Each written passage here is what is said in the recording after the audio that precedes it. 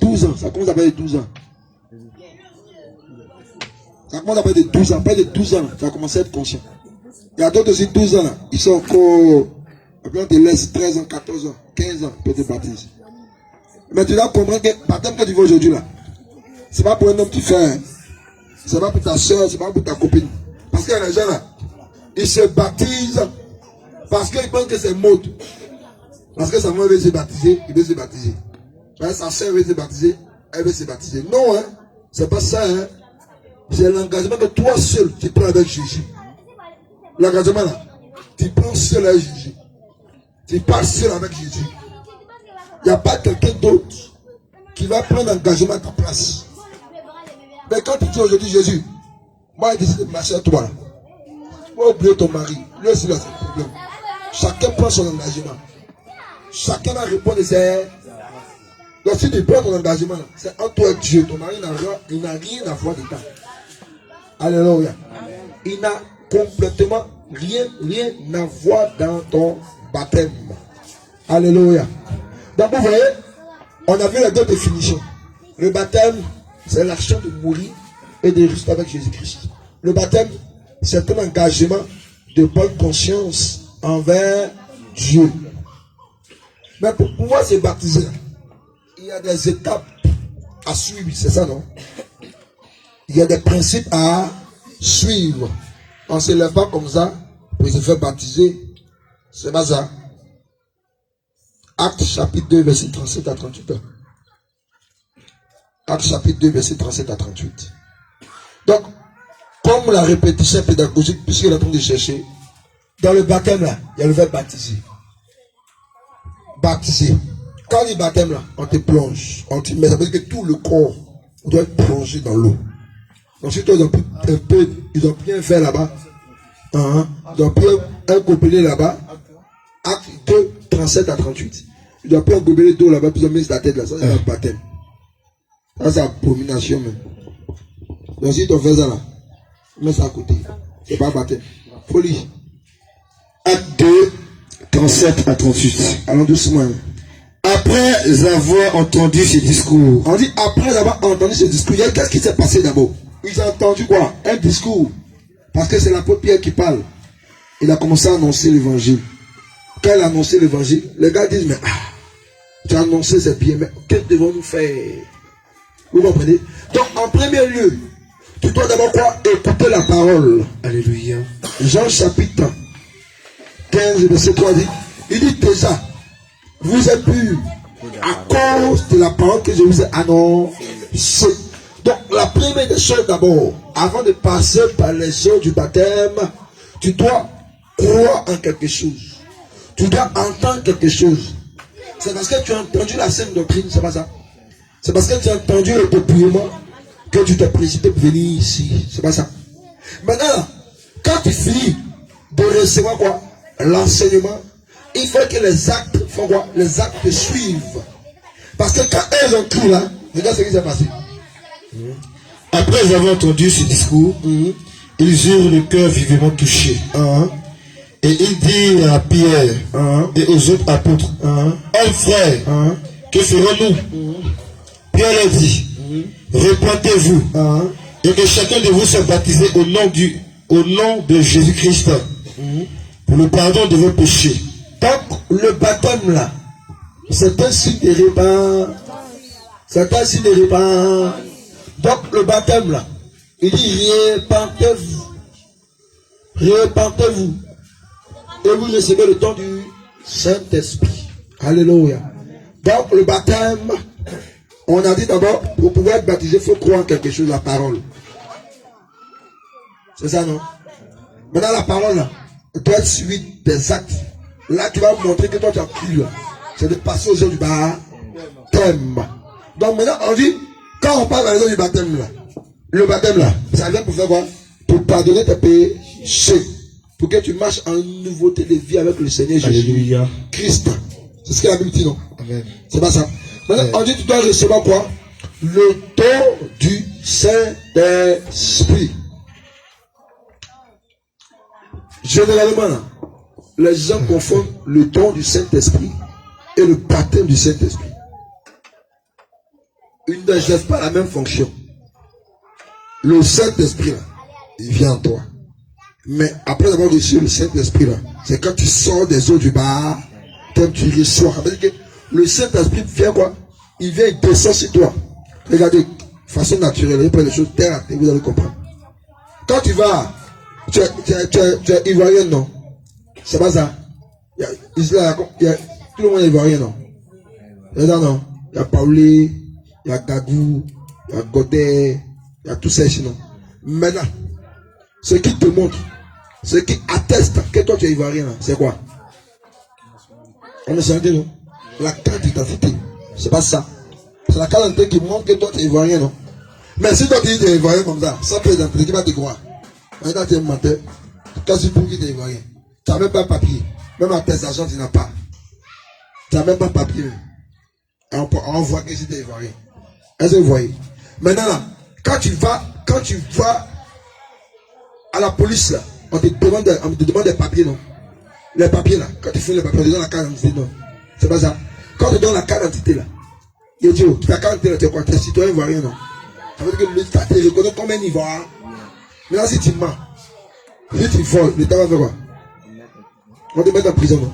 Donc, le baptême aussi, là, c'est ta pièce, c'est ta carte d'identité. Ça fait de toi citoyen du royaume des cieux. Ça veut dire que toi, aujourd'hui, là, Jésus te reconnaît dans son royaume. Est-ce que tu comprends? Quand tu sors des eaux du baptême, là, ton nom est effacé dans le livre des morts et ton nom est écrit dans le livre des vies. Est-ce que vous comprenez? Donc, Jésus-Christ, là, il efface ton nom dans le livre de la mort et puis il inscrit ton nom dans le livre des vies parce que tu es sorti des eaux du baptême.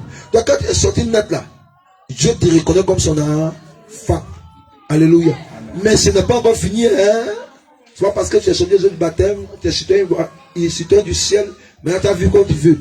Si tu marches comme tu veux, bien que tu es baptisé, impudicité, fornication, duplicité, adultère, comméra que tu meurs, tu es allé où? Tu es allé en enfer. On a pris des enfants tout à l'heure, non? Tu as pièce d'identité ivoirienne. Maintenant là, tu te promènes. Et puis tu as fraudé. Est-ce que l'État va te laisser? On te met en prison cachot. C'est même avec Jésus. Le baptême là, il vient pour te donner quoi? Un pied dans le ciel. Maintenant là, tu es citoyen, non? Jésus te reconnaît, non? Maintenant là, ta marche maintenant là. C'est ta marche qui va déterminer là où tu vas partir. Est-ce que vous voyez? Donc voici le premier point d'abord. C'est pour te dire là, c'est pas des choses à négliger. Le baptême là, c'est quelque chose de très très important. Alléluia. Alléluia. Marc chapitre 16, verset 16 dit quoi? Marc chapitre 16.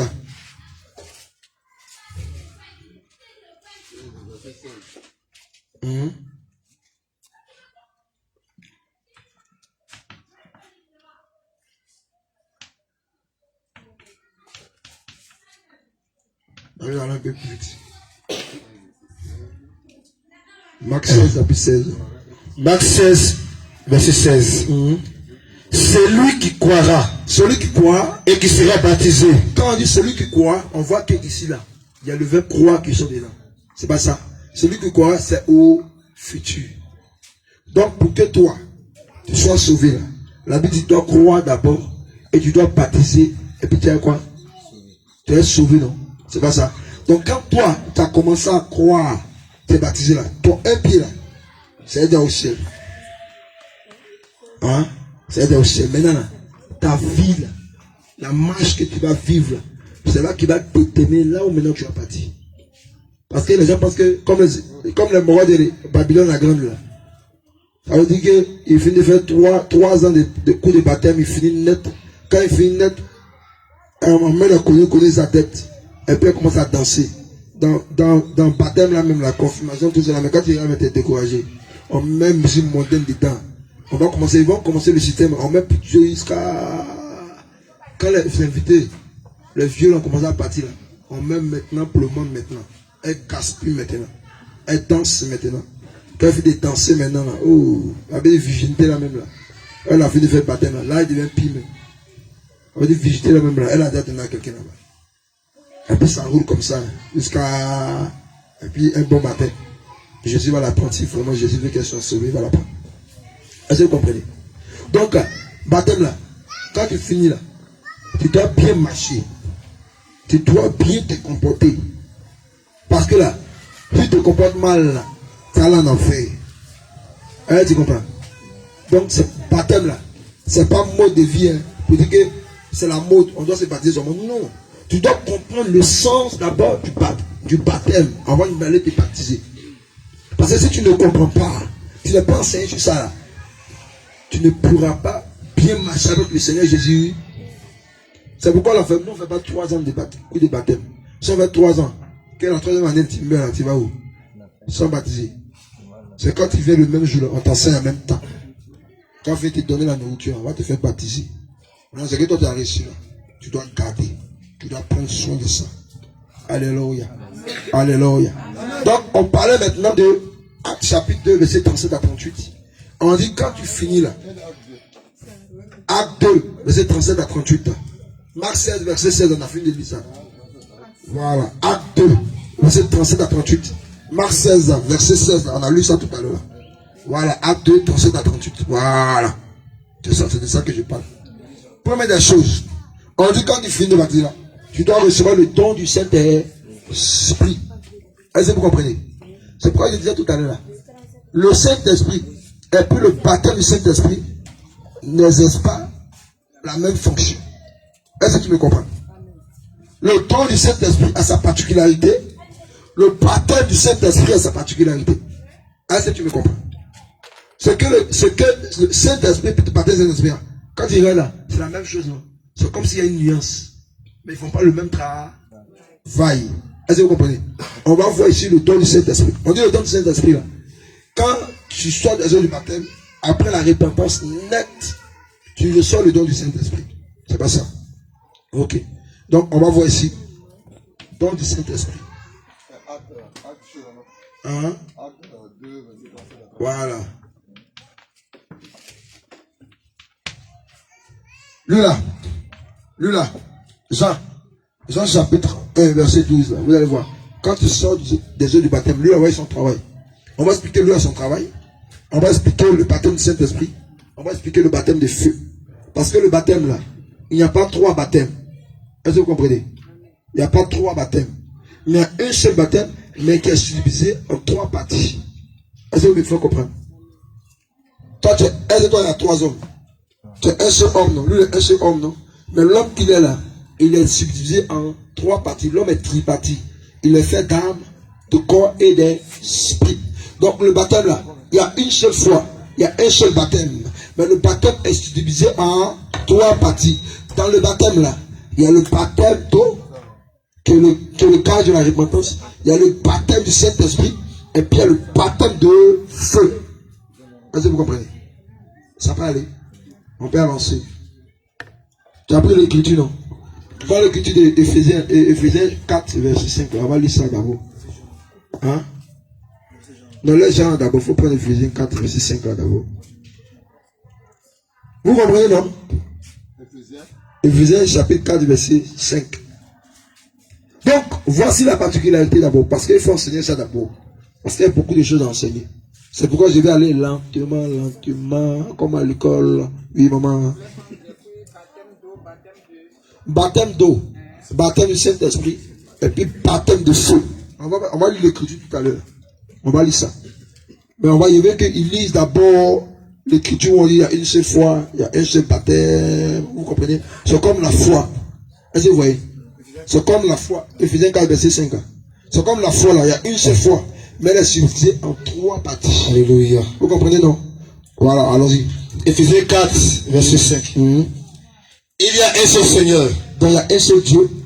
Une seule foi. Il y a une seule foi. Un seul baptême. Un seul baptême.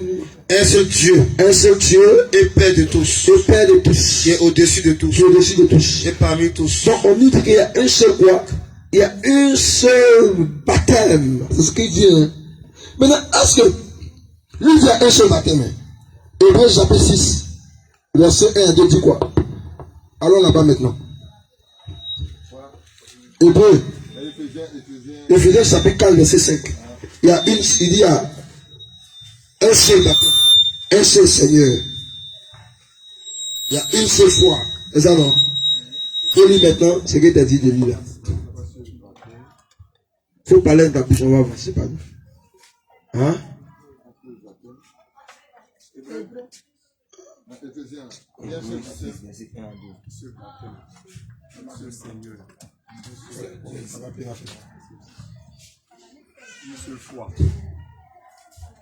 Il t'a dit quoi? Hébreu, non? Hébreu 6, c'est ça, non? Ça montre que vous suivez, que le Seigneur vous bénisse. Ah, c'est là. Hébreu 6, chapitre 1er. Voilà. Il faut lire le verset 2. Chapitre 1 à 2, mais on va lire le verset 2, on va avancer un peu quoi. J'ai la parole au nom de Jésus.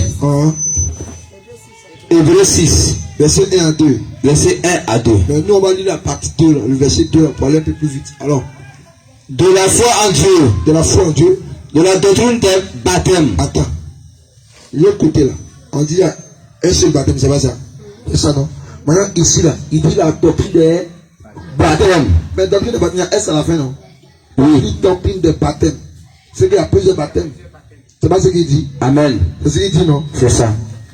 Voilà. Maintenant, là, on a déjà parlé de ça, non? Allons dans Matthieu.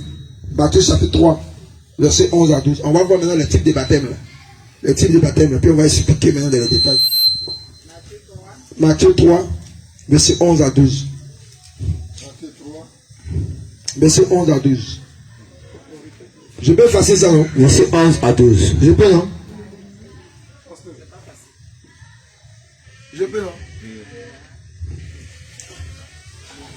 Oui, c'est pas facile de mémoriser, non? Hébreu 6. 1 à 2 l'a dit quoi? On parle de la doctrine des baptêmes. C'est ce qui nous intéresse, la doctrine des baptêmes. Donc, l'autre côté, dans Éphésiens, chapitre 4, verset 5, il dit il y a un seul baptême. Le même qui a dit un seul baptême là, il revient comme pour dire la doctrine des baptêmes. Donc, il nous dit il y a plusieurs baptêmes. Or, j'ai dit tout à l'heure là, qu'il y a un seul baptême, mais qui est divisé en 3 portions ou en 3 parties. C'est pas ça? Maintenant, on va voir les 3 parties dans Matthieu chapitre 3, verset 11 à 12. Alléluia. Amen. Matthieu 3, verset 11 à 12. Moi, je vais partir d'eau. Attends, d'abord là, baptême d'eau. C'est ça, non? Baptême d'eau. Continue. Pour vous amener à la repentance. Ouais, baptême d'eau, t'as dit quoi? C'est pour la repentance. Alors. Mais, celui qui vient après moi est plus puissant que moi. Et je ne suis pas digne de porter ses souliers. Lui, il me partira du Saint-Esprit. Continue. Et de feu. Donc, baptême du Saint-Esprit. Et puis le dernier baptême, le baptême de feu. Voilà. Donc voici. Donc on comprend que là, tous ces trois.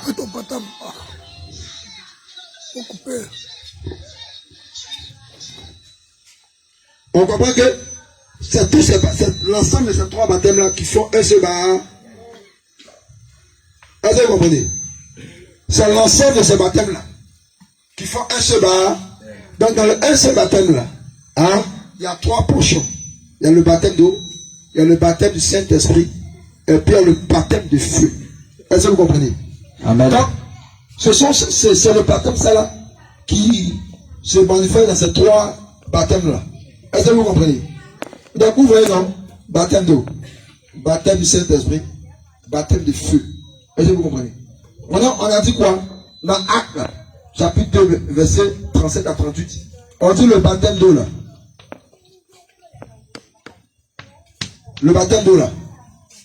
Quand tu sors dedans là, tu reçois le don du Saint-Esprit. Est-ce que vous comprenez? Quand vous sortez dedans là, tu reçois le don du Saint-Esprit. Est-ce que vous voyez? Amen. Maintenant, on va expliquer maintenant la fonction du Saint-Esprit.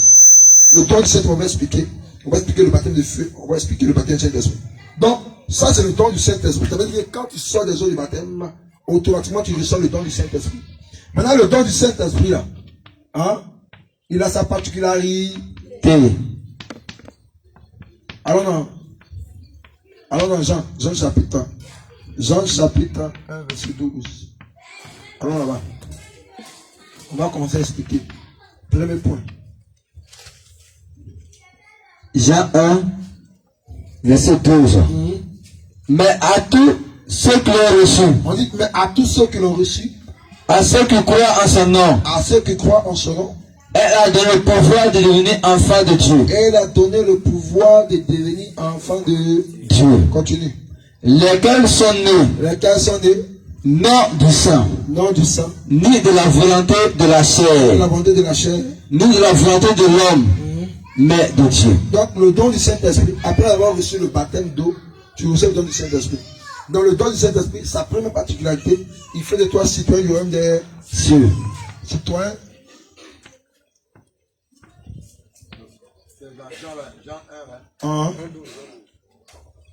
Jean 1, 12. Est-ce que vous voyez? Voilà ce qu'il nous fait. Première particularité, lui il vient faire de toi quoi? Citoyen du royaume des Cieux. cieux. C'est là ça. Ça c'est le premier lieu. C'est le premier point. Le deuxième point, quand il reçoit le baptême d'eau, il vient quoi? Il vient couper le cordon ombilical qui te reliait au pays. Cieux. Au pays. Cieux. Donc, lui il vient faire quoi? Couper. Ça veut dire rompre. Le cordon.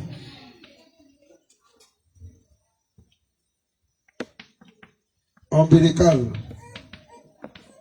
qui te reliait au péché. C'est pas ça?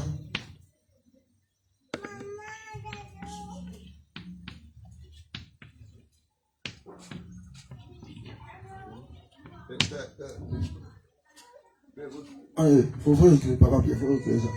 Les gens,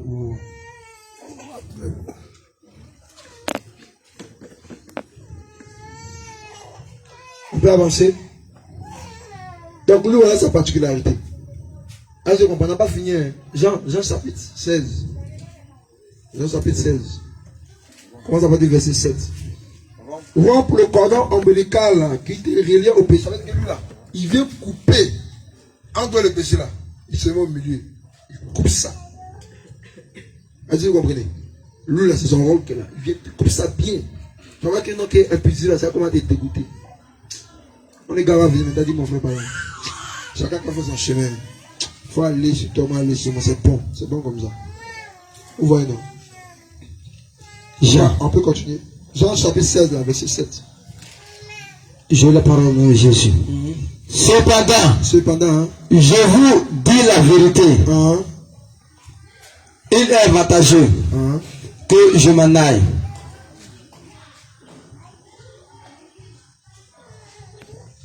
Non, c'est ici. Voilà. Comment c'est non? Continue.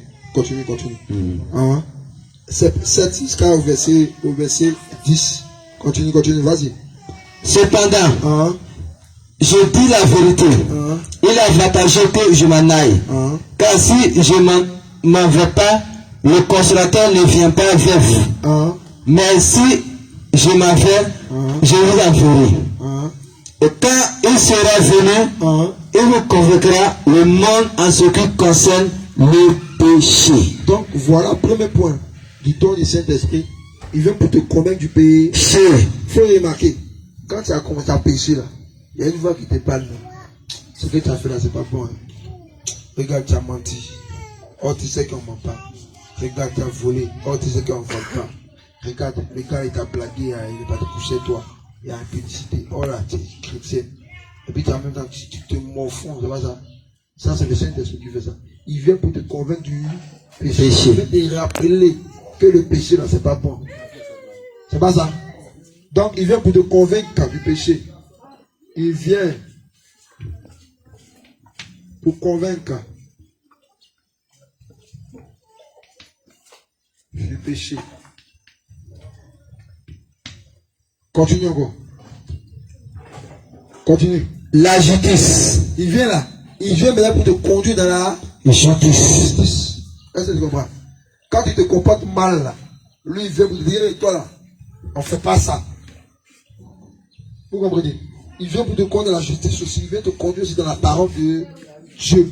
Pour que les actes que tu manifestes là Sois conforme à la parole de Dieu. Donc il vient encore pour la justice.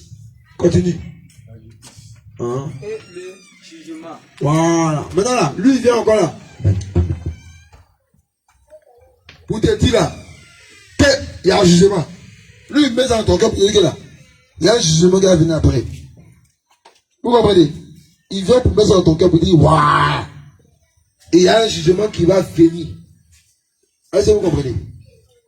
Est-ce que vous comprenez? Amen. Ça, c'est le premier point. Galates chapitre 5, verset 22. On va comprendre. Encore le don du Saint-Esprit. On n'a pas fini, on continue. Alors, Galates chapitre 5, verset 22. Galates 5, verset 22. Verset C'est la page. Hein?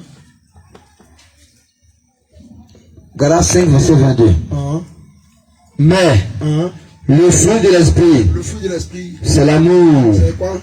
L'amour. Donc, le don du Saint-Esprit, sa particularité, il vient déposer en toi le fruit de l'air. Le fruit de l'air. Est-ce qu'on suit, non? Je ne suis pas trop rapide. Hein. C'est bon, non? Amen. Donc, il vient là. Il vient mettre quoi? Le fruit de l'esprit en toi.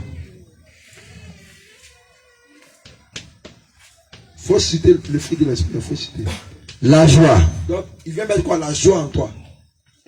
Ça, on a dit ça hier. Hein? La paix. L'amour. La paix. Hein? La patience. La patience. Hein? La bonté. La bonté. Hein? La bénignité. La bénignité. La bénignité. Hein? La fidélité.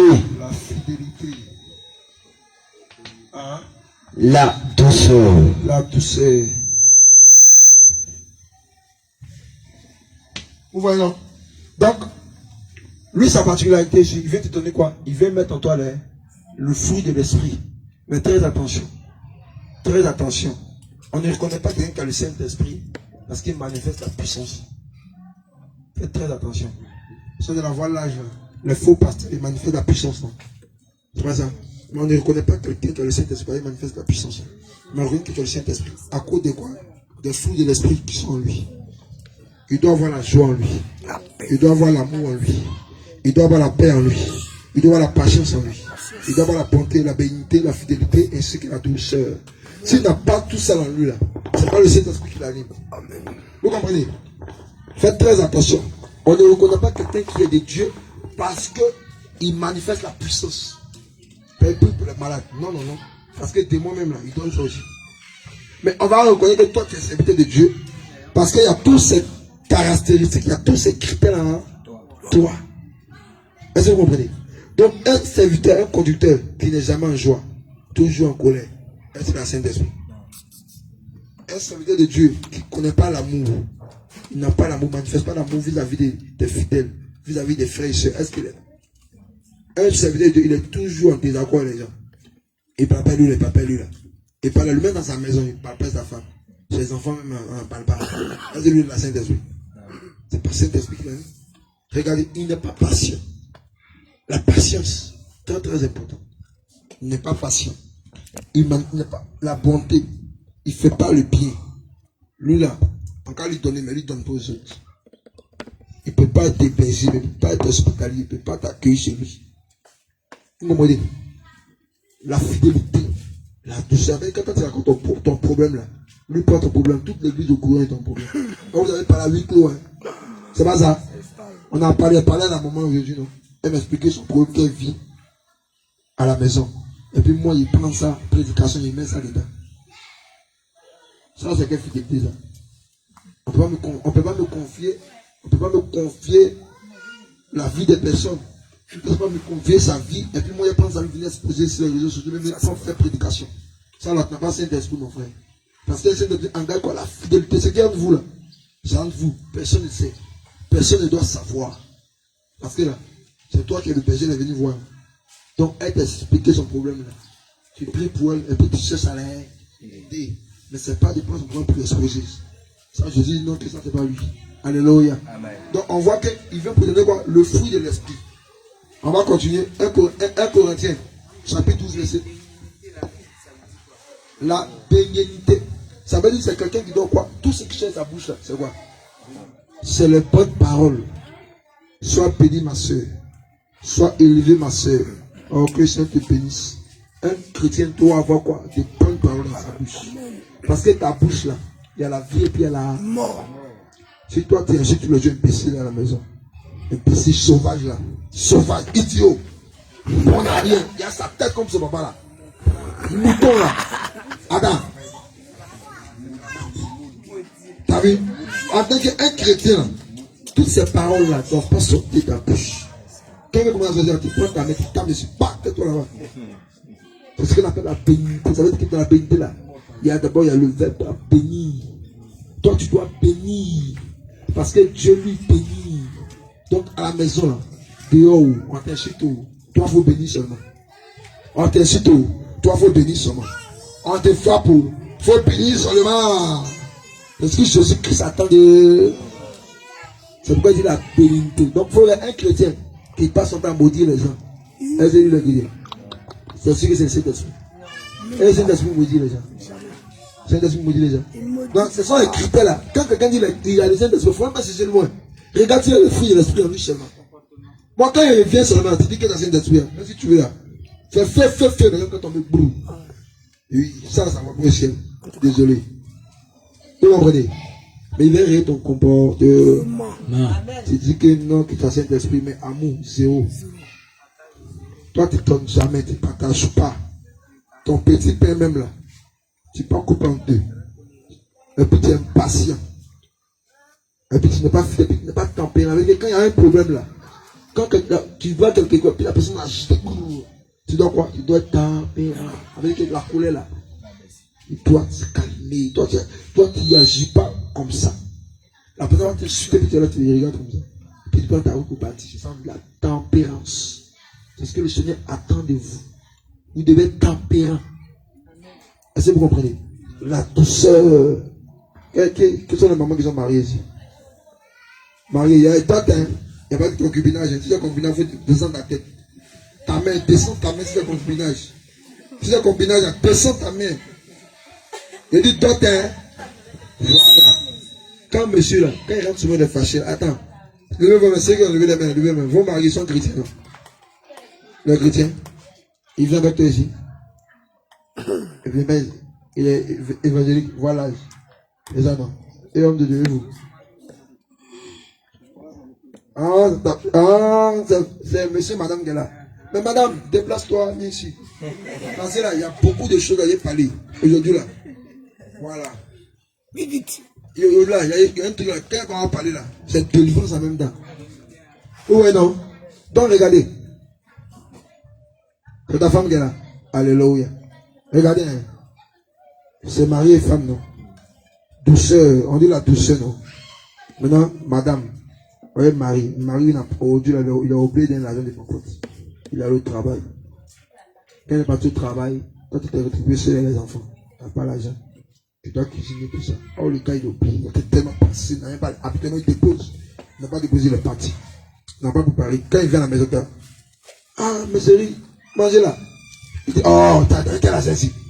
Tu es parti, non? T'as donné quoi ici? Oh, pardon! Pendant plus si t'as boire l'eau. Non, c'est pas comme ça. La femme doit quoi? Elle doit manifester la douceur. Elle doit manifester la douceur. C'est ça. Même si le gars est fâché comme toi là, tu dois le prendre avec douceur. Il n'est pas encore marié, non, c'est le topo, hein. C'est le technique en même temps. Regarde, tu sais, oh chérie, vous savez, quand quelqu'un parle avec douceur là, la douceur là, hein, ça vient quoi? Ça vient pour adoucir son cœur. Mais quand tu t'irrites là, tu viens même pour créer un problème encore. Est-ce que tu comprends? Amen. Donc à la maison là, celui qui est l'homme, l'autorité, c'est pas ça. Toi qui es la femme. Donc toi tu manifestes quoi? L'amour. Lui manifeste l'autorité. C'est la complémentarité. C'est pas ça. Vous devez quoi? Vous devez être un. Lui l'autorité. Toi tu manifestes l'amour. C'est pas ça. Mais regarde quelque chose. Lui en tant qu'homme, ça peut arriver qu'il se fâche contre toi. Hein. Mais quand le gars se fâche contre toi là, s'il a commencé à déjà fou là, toi tu fais quoi? Tu as parlé aussi. Mais quand tu parles, qu'est-ce qui se passe? C'est le feu, non? Quand du foyer là, d'après les gens foyer, ça y est du feu, non? S'il est en train de parler qu'il est fâché, qu'il doit dire, qu'est-ce qui se passe? C'est le feu, non? Maintenant, là, il a fini de parler. Il a fini de décider son cœur. Tu lui as donné à manger, il a mangé. Mais qu'il est fâché. Tu mets son eau, il se lave propre. Tu vois ça? Tu enlèves sa chaussure. Tu enlèves son habit. Mais il est fâché, hein? Toi-même là, il t'a insulté, mais là, tu es fâché, mais tu fais. Maintenant là. Ou maintenant tu es dans tapis là. On va dormir, non? Mon gars, il faut te lever un peu. C'est là maintenant là. C'est sur le lit maintenant. Tu as lui dit que, ah, voilà ce que tu as dit. Vraiment, je n'ai pas aimé ça. Mais avec quoi? Avec la douceur. Douceur. Si vraiment, il a le Saint-Esprit en lui là, il va reconnaître. Parce que reconnaître son tort n'est pas un synonyme de faiblesse. Non, c'est différent. Si toi tu es à la maison, tu veux toujours avoir raison, c'est fou. Tu ne peux pas toujours avoir raison. Hein. Donc toi tu es marié, tu veux toujours avoir raison à la maison, c'est fou. Tu vois, tu as tort. Mais quand tu as tort, là, il faut reconnaître que tu as tort. C'est très très important. C'est pas parce qu'on dit autorité, ça veut dire esclavage, c'est faux. Hein. C'est pas parce qu'on dit autorité, ça veut dire que toi tu es dominé, c'est la piétiner. Non. Elle aussi a ce mot à dire. Mais on sait que la décision finale là, c'est à toi que ça revient. Est-ce que vous comprenez? Toi, ton mari là, il ne vient pas dans cette doctrine. C'est toi qui viens dans cette doctrine. Mais je dis que le comportement, voilà, tu vas dans cette doctrine, mais toi-même là, il n'est pas un, tu n'es pas deux. Tu es sûr qu'il va te suivre. Il va dire, mais l'église est dans la main. C'est parti de mal en pire. Normalement là, tu dois changer de comportement, même pour toi là, c'est de mal en pire. Tu dois te lancer une doctrine là, tu dois bien te comporter, tu dois manifester la douceur, la tempérance. Quand le gars t'a fou là, tu regardes comme ça, tu ne parles pas un mot. C'est qui devant lui. Je comprends. Et te tiens, je vous dis quand je fais un témoignage. Moi, ma belle-mère là, voici mon frère, je connais ma belle-mère, elle est catholique. Catholique. Elle n'est pas dans cette doctrine, je ne connais pas, mais vous dit. 22 ans, mon papa, moi, il n'a jamais vu parler. Il n'a jamais vu crier. Jamais. Il dit jamais. Mais quand il a regardé, il dit, mais toi, tu fais comment? Et quand tu connais ta place, tu sais que tu es femme. C'est soumission, c'est amour. L'homme, c'est l'autorité, là. Il n'y a rien. Vous allez faire 40 ans même ensemble. Elle dit, elle a compris ça. C'est pourquoi elle n'a jamais donné feu. Il n'y a jamais feu. Si le vieux a trop bavardé, qu'elle est facile, elle pleure sur moi, elle finit de payer aussi ses larmes. La vie continue. C'est fini. Elle a sa consolation, c'est comme je dis, quand il me suit, c'est-à-dire qu'il me fait mal là, je pleure. Je viens de pleurer sur mes larmes là. C'est fini, on s'en va. Vous comprenez? Donc là, si tu connais ta position de soumission, d'amour, je vous dis que le couple là, ça va fonctionner comme des croissis de roulettes. Il y aura quoi? L'entente. Donc toi qui es, ton mari n'est pas dans cette doctrine, tu vas le gagner facilement. Attends, si tu n'as pas l'habitude, quand il vient au travail là, quand il dit là, pose une question. Ta journée c'était comment? Comment ça s'est passé? Ton patron dit quoi? En Afrique, on ne connaît pas ça. Ton patron dit quoi? Il y a des gens qui font ça. Hein? Ou ouais, non, mais chérie, c'est pas comment? Tu enlèves sa veste, tu le déchausses, c'est pas ça. Tu chauffes l'eau, maintenant on va prendre ça. Tu chauffes l'eau, tu mets ses pieds dedans, c'est pas ça. Et finit, amen, va te laver, finis de laver là. Va manger, c'est pas ça. Tu as su que ça là. Tu fais ça là.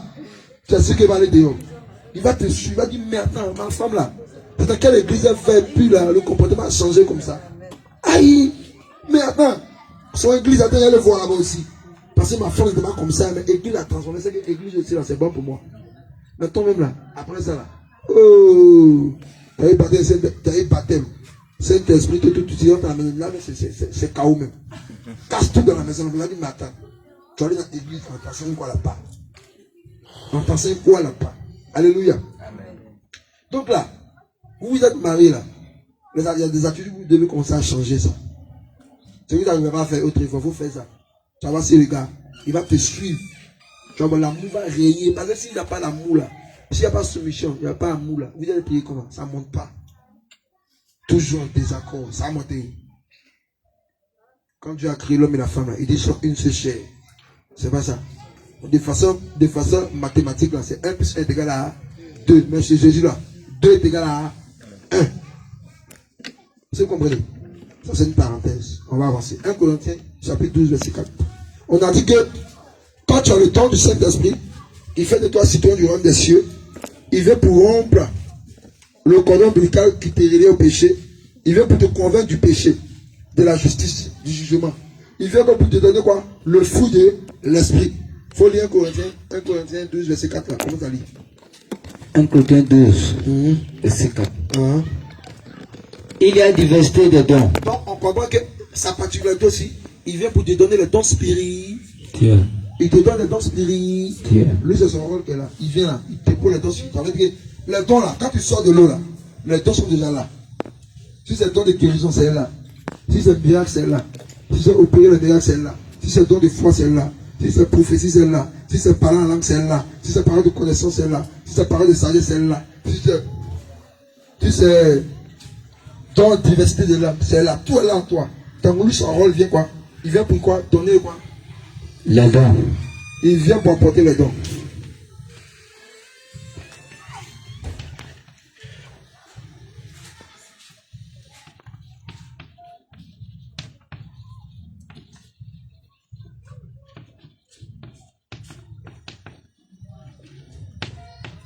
Vous voyez, non? Donc lui vient pour apporter les dons.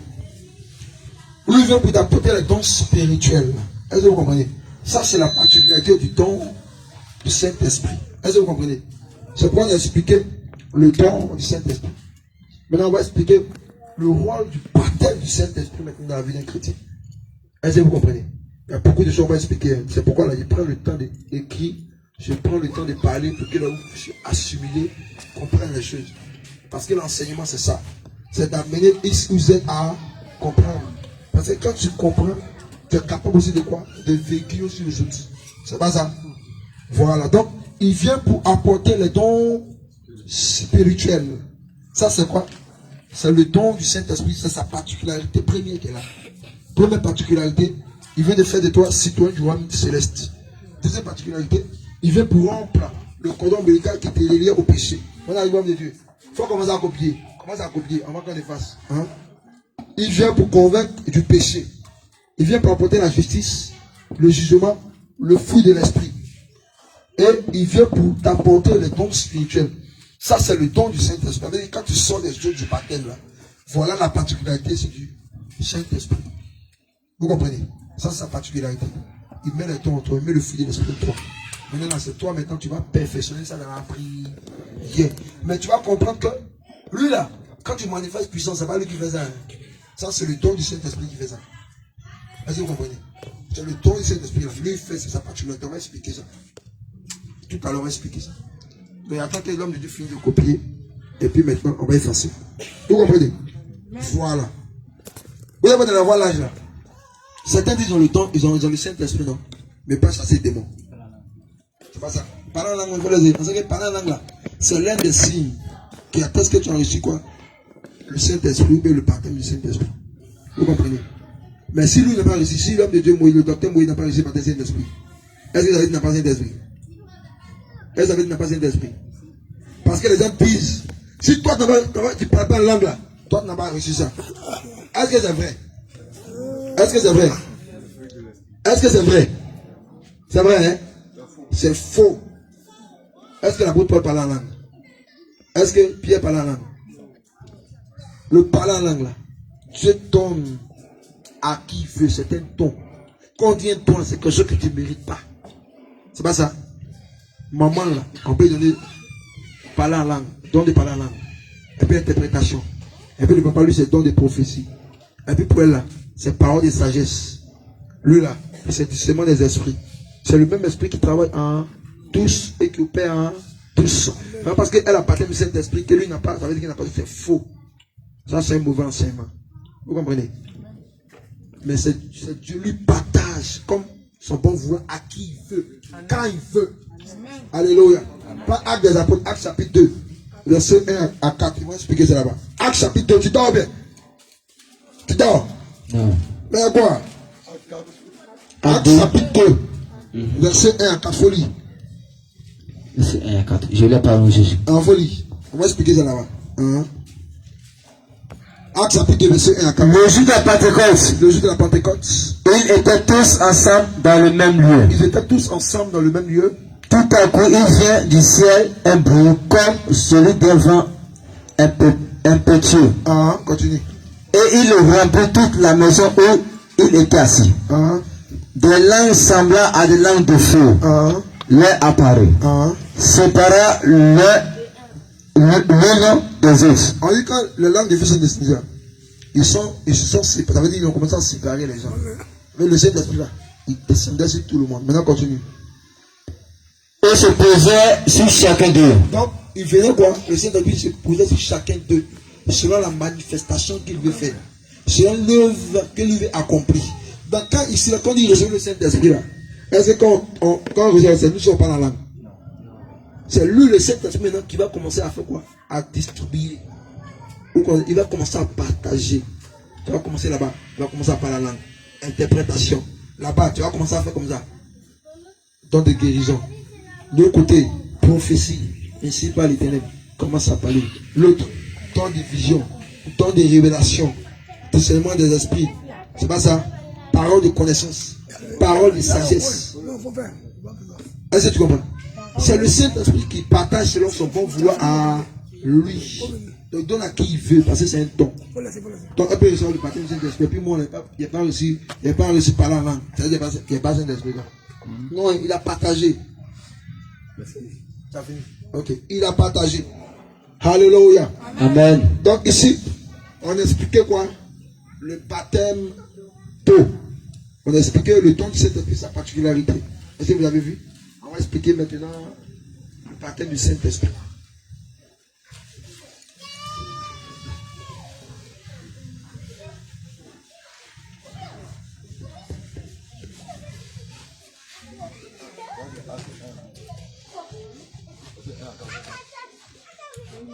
Acte 2, verset 1 à 4.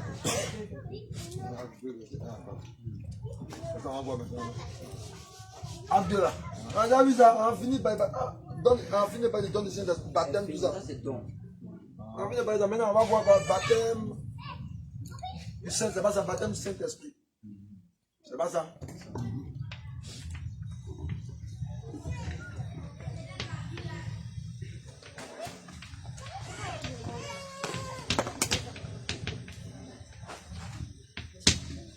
Baptême du Saint-Esprit. C'est pas ça.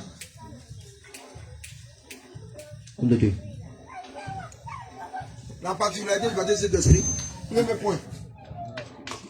Baptême du Saint-Esprit là, le don que tu as eu là, lui vient pour activer le don spirituel en toi. Est-ce que vous comprenez? Vous comprenez? Tu as reçu ton Saint-Esprit, non? Mais tu peux prier pour malade là. C'est compliqué. Vous comprenez? Il n'y a rien qui se passe. Est-ce que vous comprenez? C'est pourquoi vous allez comprendre que quand Jésus a fait souffler le Saint-Esprit sur les disciples, il va leur dire, allez où ça? Ils n'ont qu'à aller où? Ils n'ont qu'à aller où ça? Non, avant ça, qu'est-ce que Jésus a dit d'abord? Avant qu'il aille dans toutes les nations, il a dit qu'aux disciples. Il a dit quoi? Vous ne lisez pas la Bible? Hein? Amen. Il a dit quoi? Il dit, il n'est qu'à aller dans la chambre Il ne haute. peut pas aller dans la chambre haute. Parce que tant que les dons qui sont dans eux ne sont pas activés là, ils ne pourront pas être efficaces pour servir le Seigneur Jésus-Christ. Mais Adam, Jésus dit non, regardez là-bas d'abord. Donc il devait quoi? Il devait baptiser du Saint-Esprit. Oh la chambre haute là. C'est le baptême du Saint-Esprit qui est descendu. C'est pas ça? Puis tout a commencé à parler. Tout a commencé à manifester le don. Donc pour le baptême du Saint-Esprit, il vient pour activer le don spirituel en nous. Activation. Des dons spirituels en nous. Ouais. Il veut pour activer. Quand tu reçois le baptême du Saint-Esprit, maintenant, il est venu pour tout activer en toi. Avec là, tu n'as pas peur. Guérison, tu pries. Délivrance. Et donc, comment ça prier? C'est pas ça. Quand il pose la main à quelqu'un pour prier maladie, ça gagne temps. C'est lui là qui fait ça, le baptême du Saint-Esprit qui fait ça. Est-ce que vous comprenez? Vous comprenez? Amen. C'est lui là qui fait ça. Il vient aussi pour faire quoi? Pour te sceller.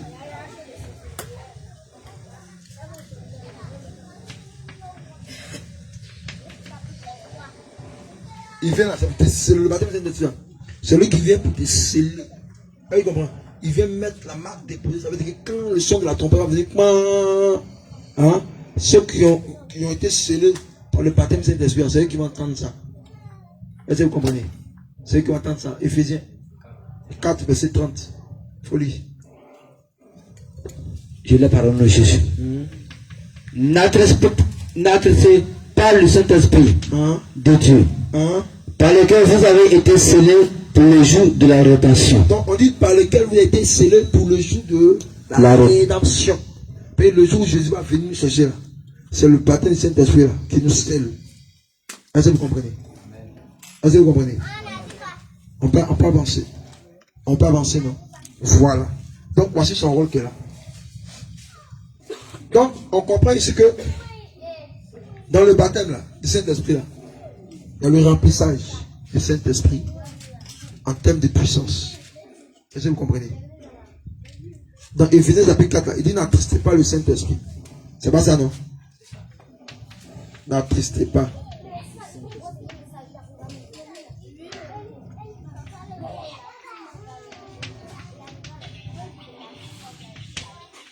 Ça peut arriver que toi, tu as péché.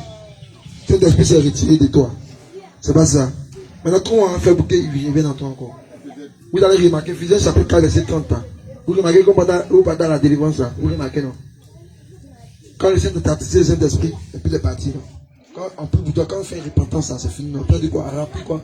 On dit remplis-le, remplis-le, remplis-le, remplis-le, remplis-le, remplis-le, remplis-le, remplis-le, remplis-le, remplis-le. Pourquoi? Parce que tu as eu quoi? À manifester le péché. Donc, puisque tu l'as attristé, après la repentance, on demande au Saint-Esprit de te remplir, de revenir à sa position initiale là. Et puis il revient en toi. Est-ce que vous comprenez? Ça c'est le premier point. Maintenant il y a quoi? Le remplissage en termes de puissance. Est-ce que vous comprenez? Il y a le remplissage en termes de puissance. Est-ce que vous comprenez? Regardez. Chaque fois que tu vas prier pour les gens, tu vas prier pour les malades. Tu vas prier pour les malades, c'est comme une bouteille d'eau. Quand tu prenais la bouteille d'eau là, c'est rempli, non? Quand tu finis de boire, tu dois faire quoi? Tu dois remplir, non? C'est comme ça. Donc, chaque fois, de manière continuelle, là, tu dois dire au Saint-Esprit qu'il remplit davantage. Vous comprenez? Parce qu'il y a une force qui sort de toi. Vous comprenez? Donc, ce rôle-là, il vient pour te remplir de manière continue. Chaque jour, il vient là, pour te remplir. C'est quoi en prière, là? Quand tu as reçu le baptême du Saint-Esprit, là, Saint-Esprit, remplis-moi, remplis-moi, remplis-moi, remplis-moi, remplis-moi, remplis-moi. Ça, c'est le remplissage là. C'est en termes de puissance. Vous comprenez? Donc, le baptême du Saint-Esprit, il vient pour activer tes dons. Il vient pour te sceller pour le jour de la rédemption. Quand tu as tristé, tu as reçu le baptême du Saint-Esprit, puis tu as péché, tu as tombé dans la publicité, quoi. Voilà. Tu as pris jeune, on a prié pour toi, non? Tu as fait une bonne repentance. Maintenant, vas-y, Saint-Esprit. Remplis là. Il va revenir maintenant encore en toi. Il va continuer la marche. Mais si tu pèses encore, il s'en va où? Vous comprenez?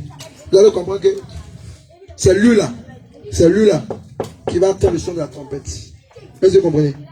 Est-ce que vous comprenez? Parce que tu peux avoir quoi? Le don spirituel et puis te retrouver en enfer. C'est pas ça?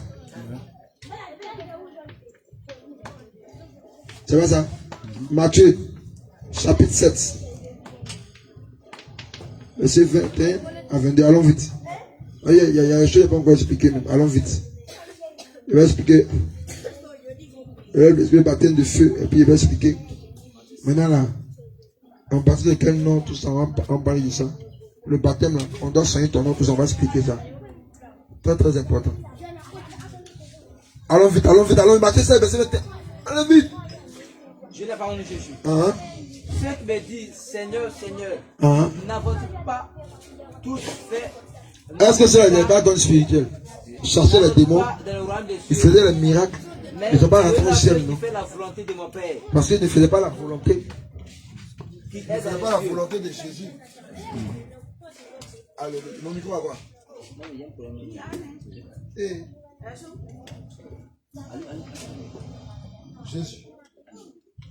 Jésus. Ok. Donc vous voyez, tu peux avoir les dons spirituels, mais ce qui va te sceller là, pour que tu aies resté là, c'est le baptême du Saint-Esprit. Est-ce qu'on a vu ça? On va expliquer maintenant le baptême de feu. Le baptême de feu.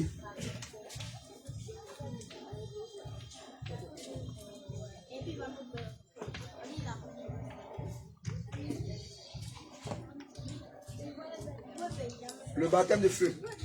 Quand on parle de feu, on parle de quoi? Vous parlez là. Quand vous mettez quelque chose au feu, ça fait quoi? Ça cuit, non?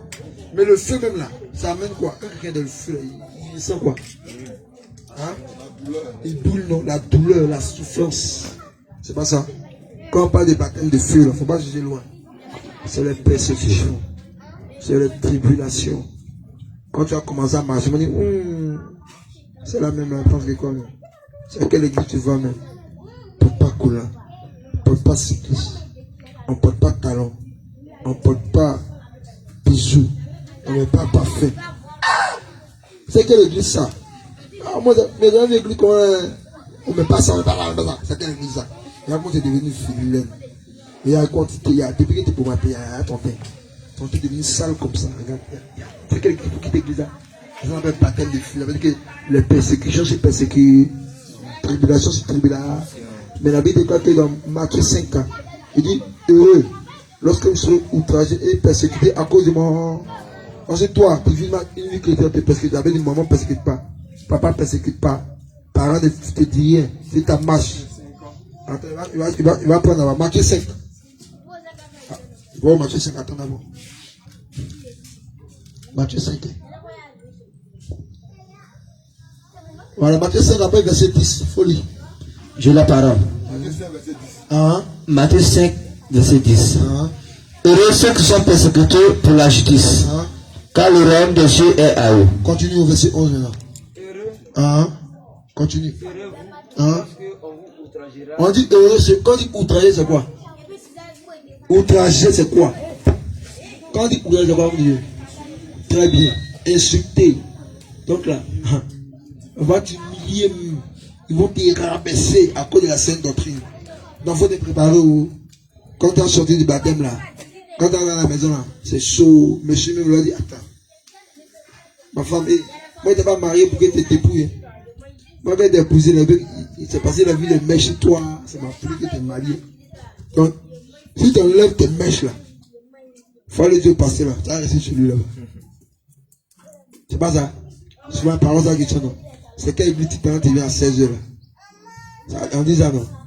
Ouais, église là, tu viens à 16h, 17h. Non, mange plus quoi. C'est quoi ça?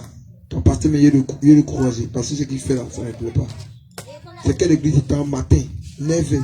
C'est que tu finis à 16h. Tu as oublié, on n'a pas encore mangé. C'est pas ça? Matthieu 10. Matthieu 10. Matthieu 10. Voilà, là on va dire verset. Voilà dans Matthieu 10. Je ne sais pas trop sur le verset, il faut que je voie d'abord.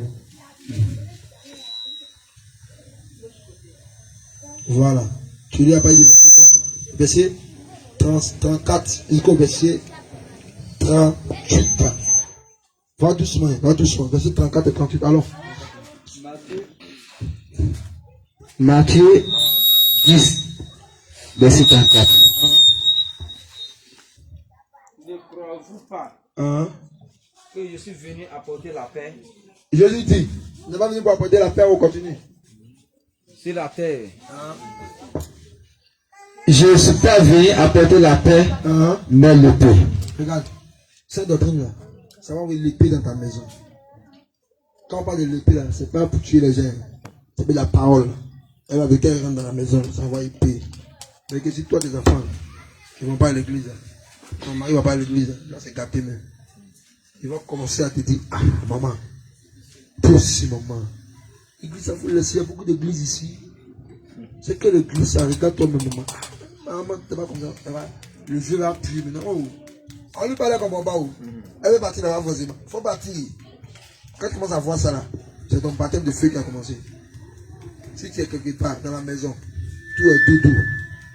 On ne te dit pas toi là, et puis tu vas la faire arrêter là. Il y a un problème. Tu es à la maison, les parents ne parlent pas des dépouillements. Il y a un problème. C'est que toi, ton baptême de feu là, ça arrête. Continue. Il va bien expliquer maintenant. Continue. Car je suis venu mettre la division entre l'homme et son père. Tu veux mettre la division entre l'homme et son. Donc, à cause des paroles de Dieu là, ça va séparer maman et papa. Ça va séparer enfants et filles. Ça va même ta belle même peut venir te faire par la prison. Continue.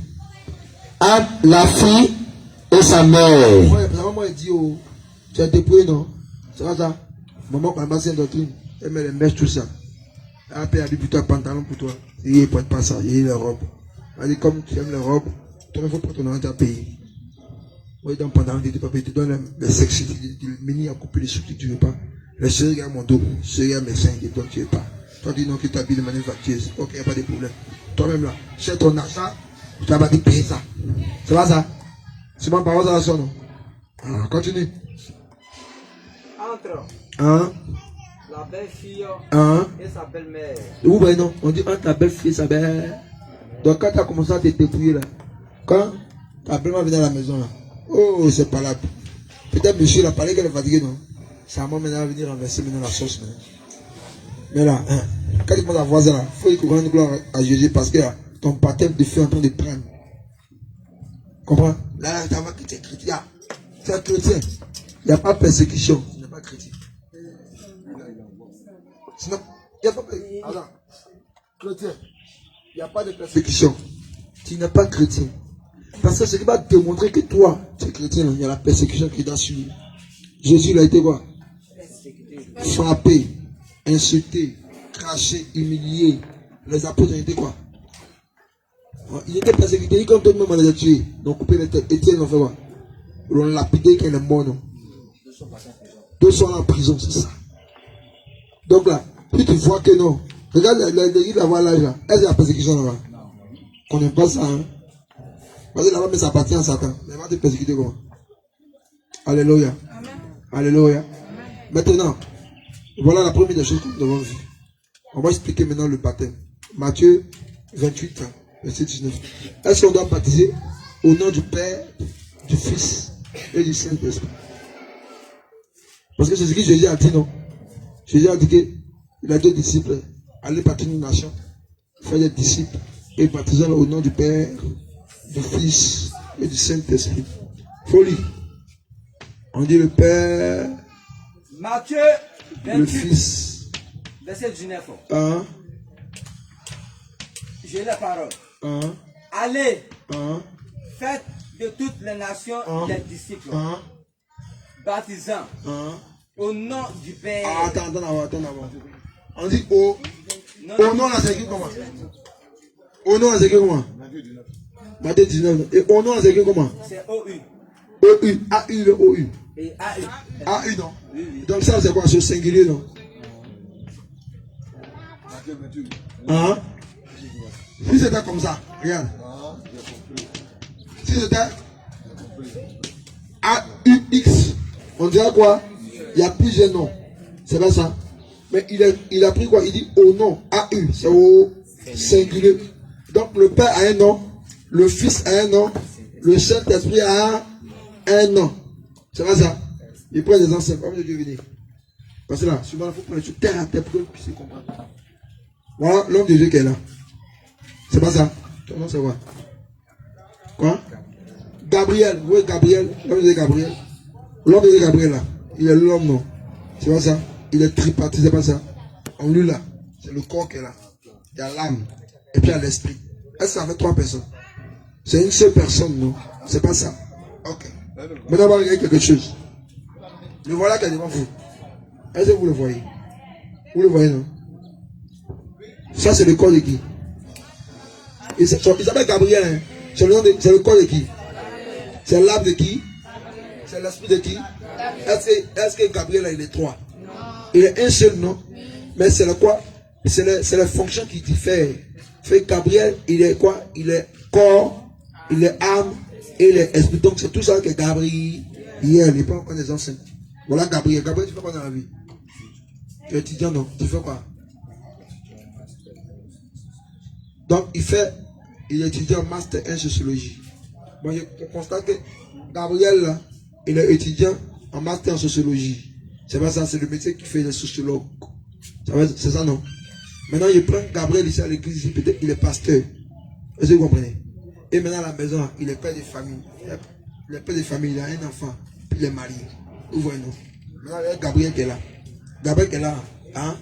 Au travail, il est sociologue. Est-ce que c'est pas Gabriel? C'est Gabriel, non? C'est Gabriel. Donc, on va dire quoi? Gabriel, regardez. Hein. Gabriel est sociologue. C'est ça, non? C'est ça, non? Donc, Gabriel c'est sociologue. Gabriel est pasteur. C'est pas ça? Gabriel encore, il est quoi? Il est père de famille, c'est ça, non? Est-ce que quand vous voyez Gabriel là, est-ce que Gabriel est 3 personnes? Non. Gabriel, il exerce sa fonction de quoi? Au travail, il est sociologue. À l'église, il est pasteur. À la maison, il est quoi? Il n'est pas des familles. Donc, nous voyez que Gabriel là, c'est le même qui joue les mêmes fonctions. Donc, c'est la même personne. Est-ce que vous comprenez? Donc, ça ne veut pas dire que Gabriel là, il n'a pas. Le pasteur, c'est la même personne, mais qui joue plusieurs rôles ou même plusieurs fonctions. Assieds-toi. Est-ce que vous comprenez? Il faut que j'explique comme ça pour que vous puissiez comprendre. Vous comprenez? Maintenant là, Acte chapitre 2, verset 37-38 dit quoi? Il dit, on doit baptiser, Jésus dit, baptiser au nom du Père, du Fils et du Saint-Esprit. Pourquoi? Parce que quand Jésus dit, baptiser au nom du Père, du Fils et du Saint-Esprit, c'était tout un par la langue. Vous comprenez? Parce que les disciples n'avaient pas encore reçu le Saint-Esprit. Est-ce que vous comprenez? Donc, ils ne connaissaient pas qu'en réalité, quand le Saint-Esprit va venir en eux là, le Saint-Esprit va dire qu'en réalité là, le Père, le Fils, le Saint-Esprit, c'est une seule personne. C'est Jésus lui-même. C'est pourquoi vous allez comprendre. Les disciples, on leur dit de baptiser au nom du Père, du Fils et du Saint-Esprit. Mais dans Actes des Apôtres, ils font quoi? Acte 2, verset 38. Pierre l'a dit. Repentez-vous. Et que chacun de vous soit baptisé au nom de Jésus-Christ pour le pardon de vos péchés. Donc on voit que le Père, c'est qui? C'est Jésus. Le Fils, c'est qui? Jésus. Le Saint-Esprit, c'est qui? Jésus. Donc on comprend qu'on baptise au nom de Jésus. Parce que le Père, c'est Jésus, le Fils, c'est Jésus, le Saint-Esprit, c'est Jésus. C'est comme je prends encore un exemple simple. Qui peut me donner son nom à l'état civil ici? Hein? Ayou, Sogo, Pélagie, Anne. Si je dis Ayou, qui va répondre? Si je dis Sogo, si je dis Pélagie, si je dis Anne, est-ce que c'est une différente personne? C'est la même personne, mais qui a plusieurs noms. C'est pas ça. Oh, c'est la même personne. Donc si je dis, moi, je prends mon nom ici. Et moi, il m'appelle Sanya Ake Pierre Constant. Mon nom de baptême, c'est Élisée. Si tu as dit Sagne, c'est moi qui réponds. Si tu as dit Ake, c'est moi qui réponds. Si tu as dit Pierre, c'est moi qui réponds. Si tu as dit Constant, c'est moi qui réponds, non. Mais c'est quoi? Ce sont les noms, c'est pas ça. Mais c'est la même personne. Donc on comprend que c'est l'appellation qui change. Mais c'est toujours la même personne. Donc quand on dit au nom du Père, au nom du Fils, au nom du Saint-Esprit, c'est la même personne. Donc le Père c'est Jésus, le Fils c'est Jésus, le Saint-Esprit c'est Jésus. Maintenant là, c'est la fonction maintenant qui va changer. Le Père, il exerce une fonction. Le Fils, il exerce une fonction. Le Saint-Esprit exerce une fonction. Vous comprenez? Quand on dit Père, Jésus a travaillé en tant que Père. Quand on dit Père, ça veut dire Dieu créateur. Dieu de la création. Celui qui a tout créé. Voilà le commencement. Donc, Père veut dire quoi? Dieu de la création.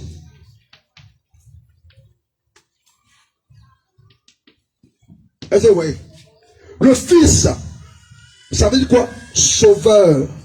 Celui qui doit apporter quoi? La vie. Celui qui doit apporter le salut. Parce que quand Dieu était dans la forme de Père, vous allez comprendre que quand Dieu était dans la forme de Père, il y a un problème. Adam a péché, c'est pas ça. Dieu a créé. Il met Adam dans le jardin pour que Adam puisse garder, cultiver le jardin. Mais à cause de la désobéissance d'Adam, Adam pêche. Or, la Bible dit que le péché, c'est la transgression de quoi? De la loi. Donc, puisqu'il y a une désobéissance, toute l'humanité était obscurcie dans quoi? Dans les ténèbres. Donc, la création était quoi? Était souillée. Maintenant, Dieu, puisqu'il est le Père, parce que quand je dis Dieu le Père, il est en tant qu'esprit. Or, l'esprit ne meurt jamais. L'esprit ne meurt pas. Maintenant, pour que Dieu puisse mourir, la ceinture, faut lever la ceinture. Voilà, faut pas dire ça. Merci, que le Seigneur te bénisse. Donc, pour que Dieu puisse mourir, Dieu doit prendre un corps. C'est le corps qu'on appelle fils. Donc, ici, là, Le Fils, ça veut dire quoi? Sauveur de l'humanité, c'est ça, non? Ah, tu comprends? Donc, ici, le Père, là, c'était dans une dispensation.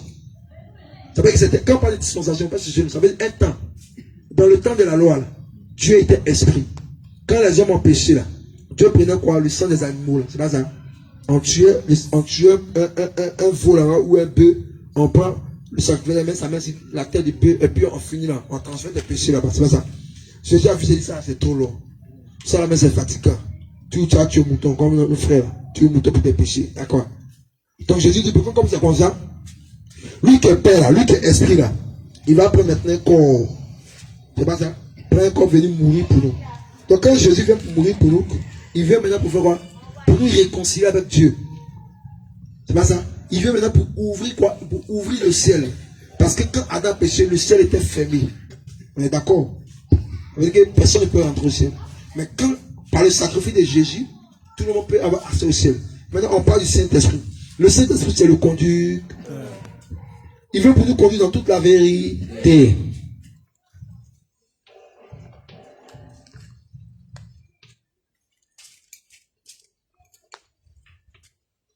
Vous comprenez? Donc, aujourd'hui là, le rôle du Saint-Esprit là, c'est de te conduire. C'est celui qui a dédié ça n'en fait pas, ça n'en fait pas, ça n'en fait pas. Ce qu'il a dit là, ce qu'il a enseigné aujourd'hui là, oui c'est juste, ça vient de moi. Ça c'est le rôle de quoi? Du Saint-Esprit. Donc, ce sont les fonctions. On voit que c'est les fonctions qui font quoi? Qui diffèrent. Vous comprenez? Mais c'est la même personne qui travaille. Jésus là, il n'est pas trois, il est un. Il est un, c'est Dieu, il est unique. Mais les fonctions, il travaillait ici, il travaille comme ça. Maintenant aujourd'hui là, il travaille dans l'église en tant que quoi? Le Saint-Esprit aujourd'hui. Vous comprenez? Donc il n'y a pas trois dieux. Dieu n'est pas trinitaire. Dieu est unitaire, il est dans l'unicité, il est un. Donc Dieu n'est pas trois en un. C'est faux. Ça c'est la doctrine des démons. Dieu est seul. C'est pourquoi les disciples ont compris par le Saint-Esprit. Ils baptisent au nom de Jésus parce qu'ils ont compris que le Père, le Fils, le Saint-Esprit, c'est Jésus lui-même. Est-ce que vous comprenez? On peut avancer, on peut effacer. On peut effacer, non? Donc on baptise au nom de Jésus. Vous baptisez? Ah ok, parce que moi il a fini avant que tu as baptisé le baptisé. Hein. Il n'a pas encore fini. Est-ce que vous voyez? Donc maintenant, on va expliquer quelque chose encore. On va expliquer quelque chose. On dit, Jésus là, il n'a jamais péché, c'est ça non? C'est pas ça. Mais si Jésus n'a pas péché, il s'est fait baptiser pourquoi? Pourquoi il s'est fait baptiser? Hein? Pourquoi il s'est fait baptiser? Alléluia. Parce qu'il n'a pas péché. Souvent, c'est ça non? On dit, mais, quand vous lisez les Écritures, on dit que le baptême là, c'est pour les gens qui ont péché, c'est une repentance. Maintenant, Jésus vous dit les sans péché. C'est pas ça. Allons dans Jean chapitre 8, verset 48. On va expliquer ça. Il y a plus de traits. Allons vite. Jean chapitre 8, verset Jean 8. 48. Les Juifs répondit, n'avons-nous pas raison de dire que tu es un démon et un Samaritain? 246. Où il dit les sans péché, tout ça.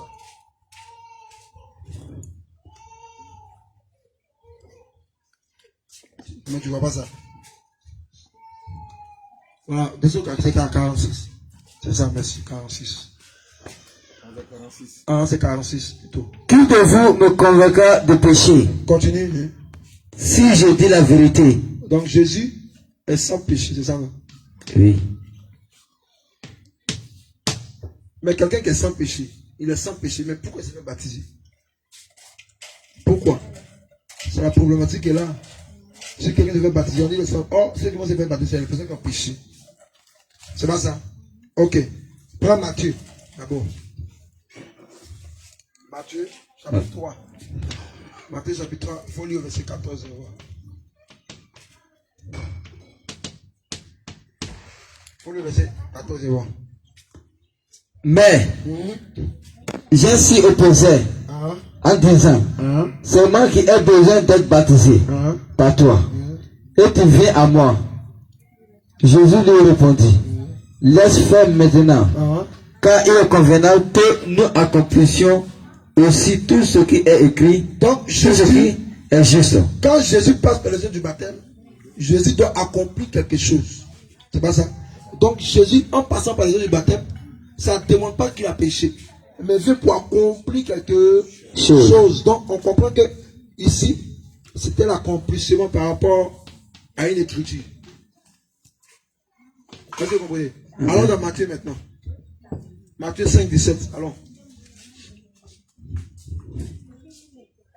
Matthieu 5, verset 17. Ne crois pas que je suis venu pour abolir la loi ou les prophètes. Je suis venu non pour abolir, mais pour accomplir. Donc, on comprend ici que l'accomplissement qu'on sort.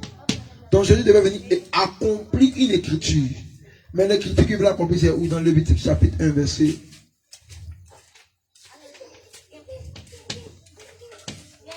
Lévitique 1. Verset 8 à 9, la folie là. Il n'y a plus de clair. Sarah, il n'y a pas clair là-bas.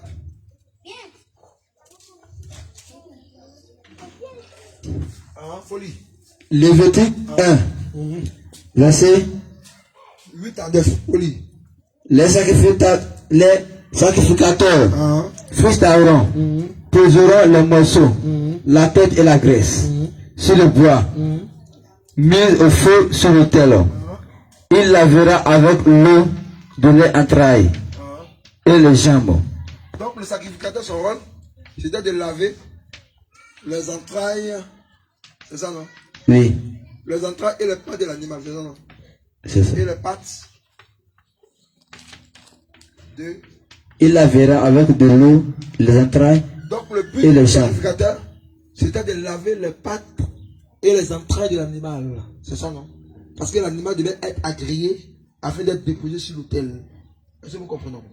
Donc c'était le rôle du sacrificateur. Ça veut dire que quand l'animal est lavé, les pattes et les entrailles, l'animal est agréé par Dieu. Vous allez comprendre quelque chose dans Jean chapitre 1, verset 29. Il dira que, Jean-Baptiste dira, voici l'agneau de Dieu qui ôte le péché du Non. Donc on comprend que quand Jean-Baptiste voit Jésus, Jean-Baptiste, il est là comparer Jésus à quoi?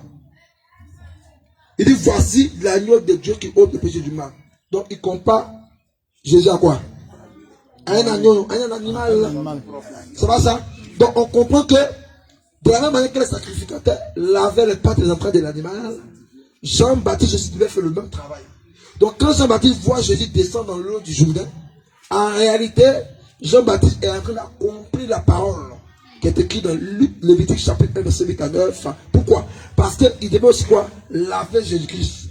Parce que Jésus-Christ était tout un animal de sacrifice. Donc quand il est lavé, ça veut dire qu'il est agréé.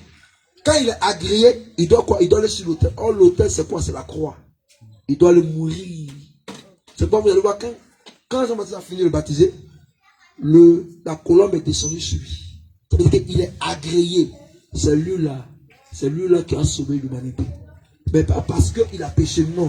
Dieu n'a pas péché, il est sans péché. Mais il veut nous montrer le modèle à suivre. Il veut nous montrer le chemin.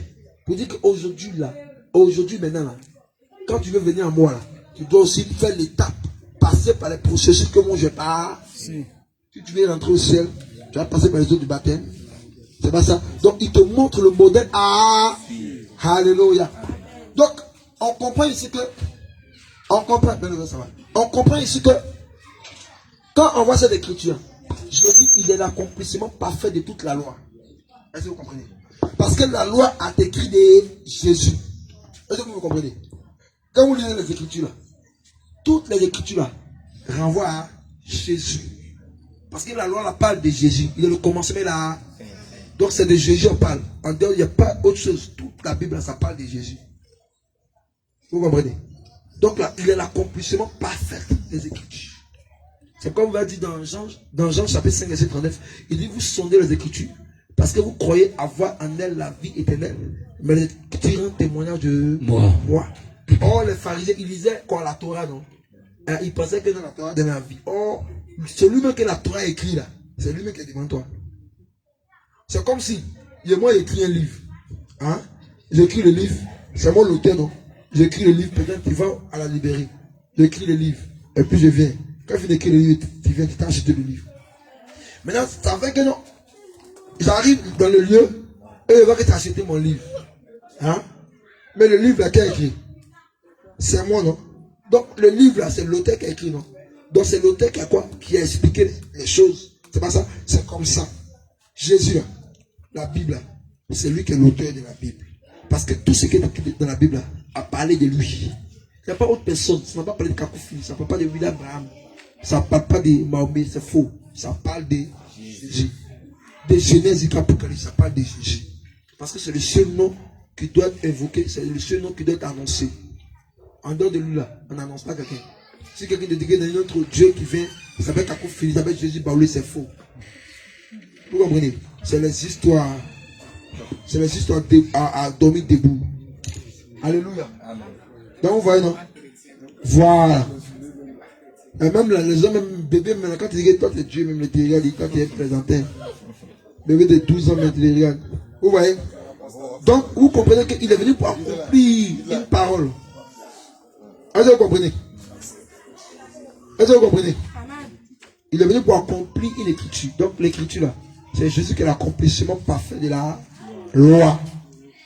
Pourquoi? Parce que quand vous lisez la loi, vous avez compris que la loi c'était l'ombre. C'est comme quoi, regarde, l'image, c'est comme si ta photo. La photo, c'est pas ça? La photo, non? La photo, c'est l'image de ta personne là. C'est pas ça? Quand on voit la photo là, on voit ton image. Mais est-ce que la photo c'est ta représentation exacte? C'est pas ta représentation exacte. C'est pas ça. Comme ça c'est Jésus. L'ombre des choses à venir. Ça veut dire la loi là. La loi à venir. Hein? C'était l'image. Vous comprenez? C'était l'image de celui qui allait venir. De Jésus. Est-ce que vous comprenez? C'était l'image de Jésus. Mais la réalité de l'image c'est Jésus lui-même. Fait que tout ce qu'il a écrit là, c'était Jésus. Ça parlait de Jésus. Donc Jésus maintenant là, tout ce qu'il a écrit là, lui il est venu pour accomplir tout maintenant.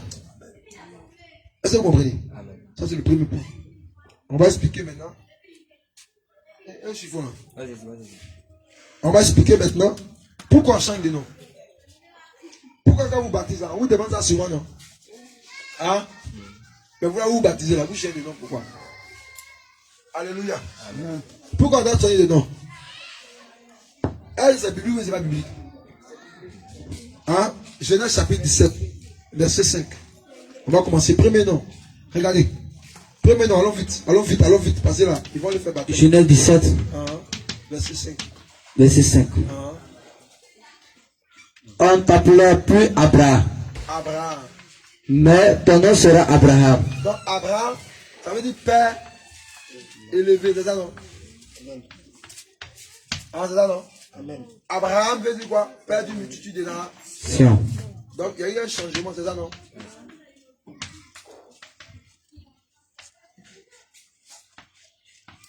Donc ici le changement, c'est par rapport quoi, au salut. Ça ce nom là, c'est l'ancienne vie,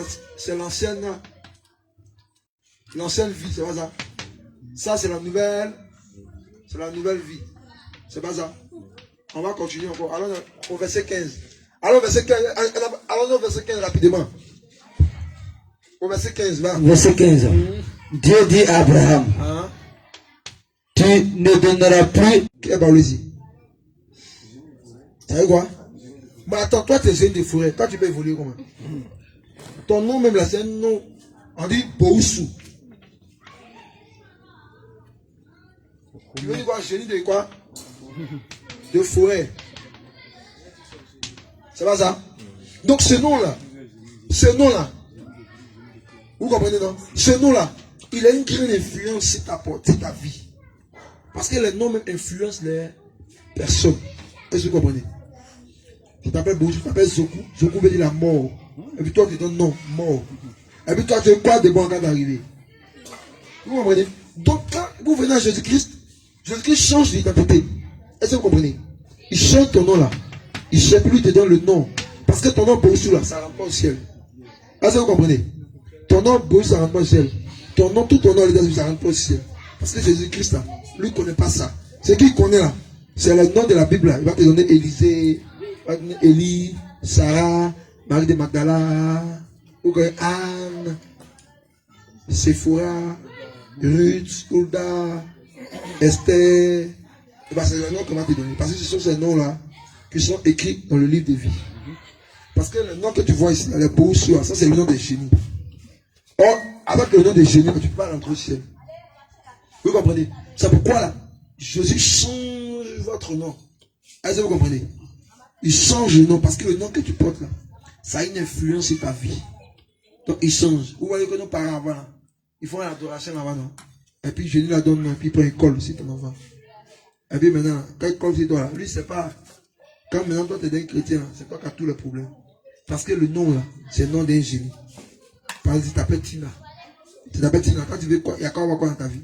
C'est l'esprit des eaux qui sont dans ta vie. C'est clair. C'est l'esprit des eaux qui a été fatigué. C'est pourquoi on change. C'est pourquoi quand on vient dans le dévotion, on déchire les décrets. Non? Les décrets des noms, on déchire. Non? Pour que le nom ne puisse plus t'influencer. Pour que l'esprit qui était en toi là, il puisse partir. Et puis on te donne maintenant un nouveau nom qui est inspiré par le Saint-Esprit. Ou même toi-même tu choisis. Vous comprenez? Voilà, vous allez voir qu'on va pas tout lire. On va voir encore la chose. Avec Jacob. Il s'appelait Jacob. Genèse 32, verset 28. Jacob, ça veut dire quoi? Ici, c'est pas ça. Ça veut dire voleur, ça veut dire menteur. C'est pas ça? Trompeur. Genèse 32, verset 28. Maintenant, Dieu change, il lui donne le nom d'Israël, c'est pas ça? Israël veut dire quoi? Vainqueur.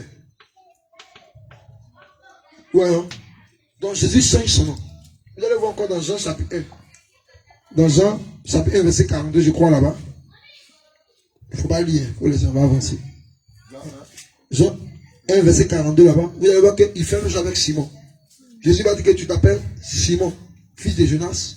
Mais le dit, il change, il donne quoi? C'est face qui veut dire piller. Est-ce qu'on peut baptiser Jésus le sable? Si baptiser Jésus le sable, ça c'est coulé, non? Donc c'est très important de changer l'identité. Est-ce que vous comprenez? Maintenant, il y a des noms là, on ne donne pas aux enfants. Va, tu as lu ça, Matthieu 1, verset 21. Alors, il y a des noms là, on ne donne pas aux enfants. Comme Jésus, non. C'est parce que les gens n'ont pas la connaissance. Matthieu chapitre 1, verset 21. Les noms comme Jésus, on ne donne pas. Parce que ces noms là, c'est le nom qui vient directement du... Il vient directement de quoi? Du ciel. C'est un nom qui est descendu du ciel. Jésus. Et le nom Jésus là, ça a été donné pourquoi? Pour accomplir une œuvre bien précise sur la terre. Alléluia. Vous comprenez? Vous comprenez? Donc, vous allez voir qu'on dit, les gens se donnent Jésus, Jésus. Mais vous voyez, les personnes disent Jésus, il devient comment? Ça vient comment? Oui. Vous comprenez? Donc, le nom qu'elle a là, Jésus là, c'est un nom sacrificiel. C'est un nom qui est descendu depuis le 3e siècle. Faut lire. Matthieu 1, verset 21. Elle enfantera un fils. Elle enfantera un fils. C'est l'ange qui parle. Et tu lui donneras le nom de Jésus. C'est l'ange Gabriel qui parle. Hein. Il dit tu lui donneras le nom de Jésus. Donc, Gabriel a transporté le nom depuis le ciel. Parce que c'est un nom qui était communiqué par qui? Par Dieu lui-même. Et il apporte maintenant le nom à qui? À Marie. Vous allez voir, c'est pas ça. Donc il y a le nom là, on ne donne pas. Parce que le nom Jésus là, il vient pour faire quoi? Pour accomplir quoi? Une œuvre salvatrice. C'est le sacrifice. Est-ce que vous comprenez? Donc ce nom là, il vient pour travailler, pour accomplir quoi? Le sacrifice, la sacrificature, pour que l'humanité soit sauvée. Donc on ne doit pas donner ce nom là à nos enfants. Parce que ce nom était venu pour accomplir quoi? Une tâche bien précise. Vous comprenez? Donc toi, si tu fais ton enfant, pourquoi donner Jésus, pardon? Il y a David, il y a Christ. Non, Christ, les gens donnent ça. Vous comprenez? Voilà, les gens donnent le nom Christ. Vous comprenez? Les gens donnent le nom Christ. Mais je préfère même là, que vous ne lui donnez pas le nom comme Christ. Vous ne lui donnez pas le nom comme Jésus. Il y a beaucoup de noms. Emmanuel n'a pas de problème. Tu comprends? Emmanuel là, tu es avec nous. Est-ce que tu comprends? Vous pouvez donner le nom Emmanuel. Mais le nom Jésus là, c'est le nom qui est venu pour accomplir le sacrifice. Donc ce nom là, ce n'est pas un nom comme on pense à la légère, comme les gens ils jouent le nom de Jésus là. Non. Vous comprenez? Voilà, parce que c'est un nom sacrificiel. Il est quitté depuis le ciel. L'ange a porté son venir dans lui. Alléluia. Voilà. Donc c'est pourquoi on change votre nom. On change l'identité de votre nom. On change de nom, on change ton nom. Pourquoi? À cause des esprits impurs. Est-ce que vous comprenez? C'est pourquoi je donne le verset. Je donne le verset. C'est pourquoi vous notez. Genèse chapitre 17, verset 5. Genèse chapitre 17, verset 15. Genèse 32, verset 28. Jean 1, verset 42. Vous comprenez? Parce que les gens vont te dire que quand je change nom là, c'était dans la loi. C'est pas ça. Mais dans la grâce là, Jésus même a été le premier à faire ça. Est-ce que vous comprenez? Jésus était le premier à faire ça.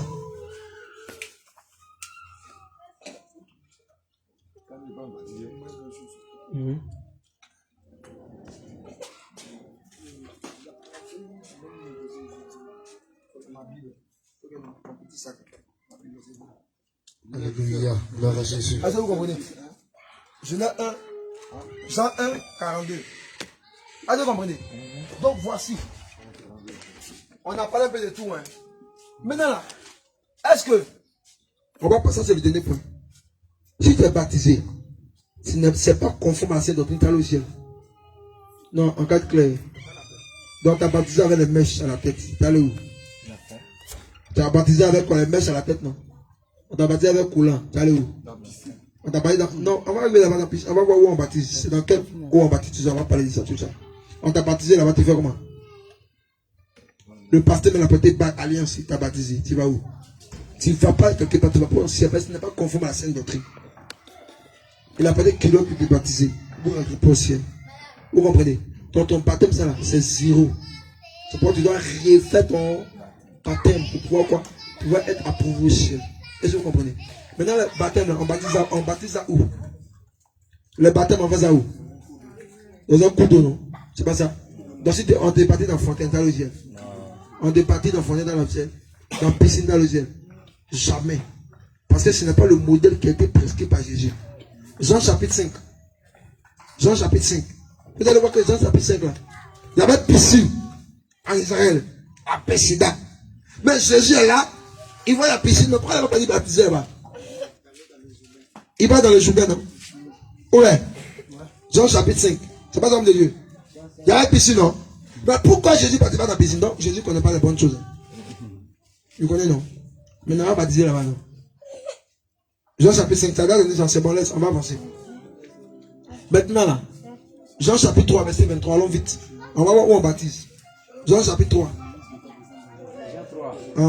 Verset 23. Jean 5 là, on parle de la piscine de Bethesda. Il y avait la piscine de Bethesda en ce temps. Vous comprenez? Continue. Jean chapitre 3, verset 23, allons. Jean aussi baptisait à Hénon. Il baptisait à Hénon, continue. Près de Salin. Donc on comprend que Hénon là, c'était une ville. Mais il y avait l'eau à côté.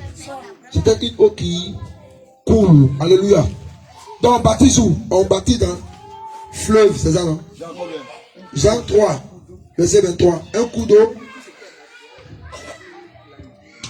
Vous voyez non? Lagune. Pourquoi?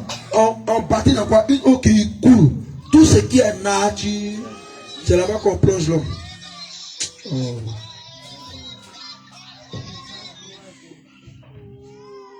Est-ce que vous comprenez? C'est dans l'eau qui coule. Donc toi, tu as baptisé dans la piscine, là. Ton baptême a fait. Toi, tu as baptisé dans la fontaine, ça arrive. Tu n'as pas rentré au ciel et ça. C'est pas, voilà, c'est pas le baptême qui a été fait selon quoi? L'analogie de la foi. Généralement, regardez, quand ils mettent les piscines là, ils mettent des piscines là, dans les églises, là, généralement là, ce sont des alliances. Qu'ils font avec quoi? Ils font avec quoi? Les esprits des eaux. C'est parce que vous n'avez pas les yeux pour comprendre ça. Généralement là, vous allez voir, généralement sur l'église là, ils font l'église à côté de l'eau. Vous comprenez? Soit si on va à côté de l'eau, ils font la piscine en quoi? À l'intérieur de l'église, pour faire une alliance avec les esprits des eaux. Vous allez voir aussi que souvent là, quand vous voyez la chair là, il y a les fruits là-bas, non? C'est pas ça?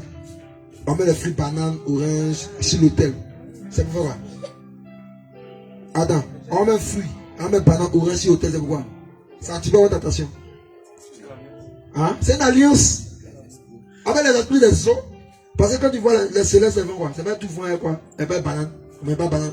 Ça là, on donne ça aux esprits des eaux, c'est qui aiment ça. Donc quand vous voyez dans une église là, vous voyez banane, orange, mangue là, qu'est-ce que l'hôtel là? Il se fait pas loin. Il a fait alliance avec les esprits des eaux, il faut quitter là-bas. C'est parce que vous n'avez pas les yeux pour comprendre. Est-ce que vous comprenez?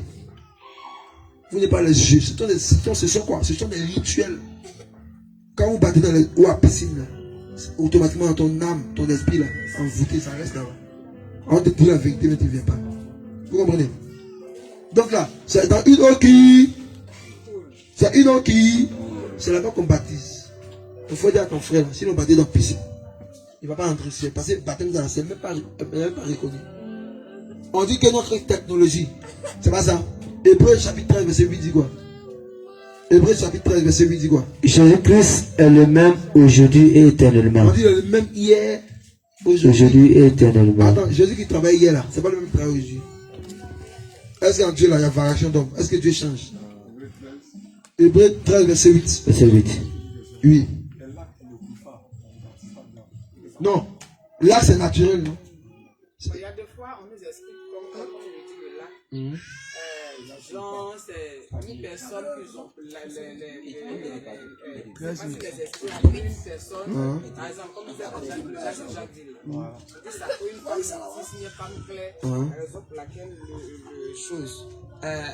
le lac a été resté, l'eau est restée. On dit l'eau est sortie de la terre. La femme était allée au besoin, puis l'eau est sortie de la terre pour l'engloutir. Comme ça a pu l'engloutir, l'eau est restée. Mais généralement, ça ne coule pas. Ça ne coule pas. Ça bouge pas. Ça bouge pas, c'est stable. Mais si c'est là, c'est naturel, non? Baptise dedans. Pourquoi? Je vais vous expliquer. Moi, je suis à Azagui. Azagui, là. Dans le quartier, là. C'est l'eau, on peut dire c'est un peu, c'est comme lac. Ça coule un peu. Mais là, il faut toutes sortes de rituels là-bas. Les gens chantent des trucs là-bas, les gens font le n'importe quoi. Mais quand moi, il vient là, moi, il y a Saint-Esprit. Moi, il y a Jésus, il fait quoi? Il va purifier l'eau d'abord. Il va sanctifier l'eau d'abord. Est-ce que vous comprenez? Et puis on va faire le baptême. Parce que même la lagune là-bas, là, les gens font des incantations là-bas. Ils jettent les choses dedans. Mais quand on vient là, on invoque le Saint-Esprit. Il purifie l'eau, il lave l'eau. Et puis maintenant là, maintenant le Saint-Esprit est déjà là. Et puis maintenant, tous les esprits là, ils vont fuir. Parce que là, il y a le maître des esprits qui est là. Vous comprenez? Voilà, donc c'est pas un problème. Donc, couteau naturel.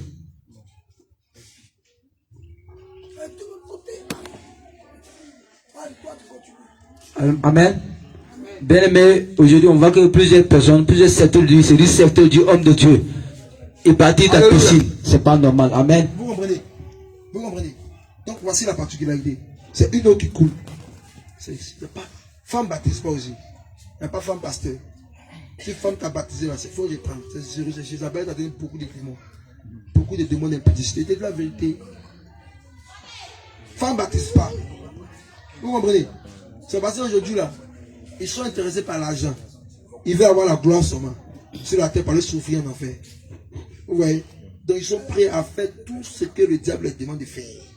Tout ce que le diable est prêt pour les donner. Alléluia. Amen. Alléluia. Amen. Que le Seigneur vous bénisse. Amen. Proclamez le Seigneur Jésus-Christ.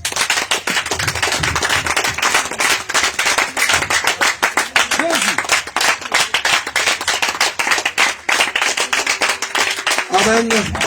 Maintenant, sur l'enseignement, s'il y a des questions, vous pouvez les poser. Question. Quelles questions rapidement? On a 10 minutes, on a 5 minutes pour les questions. Puis après ça, vous allez aller au jour du baptême.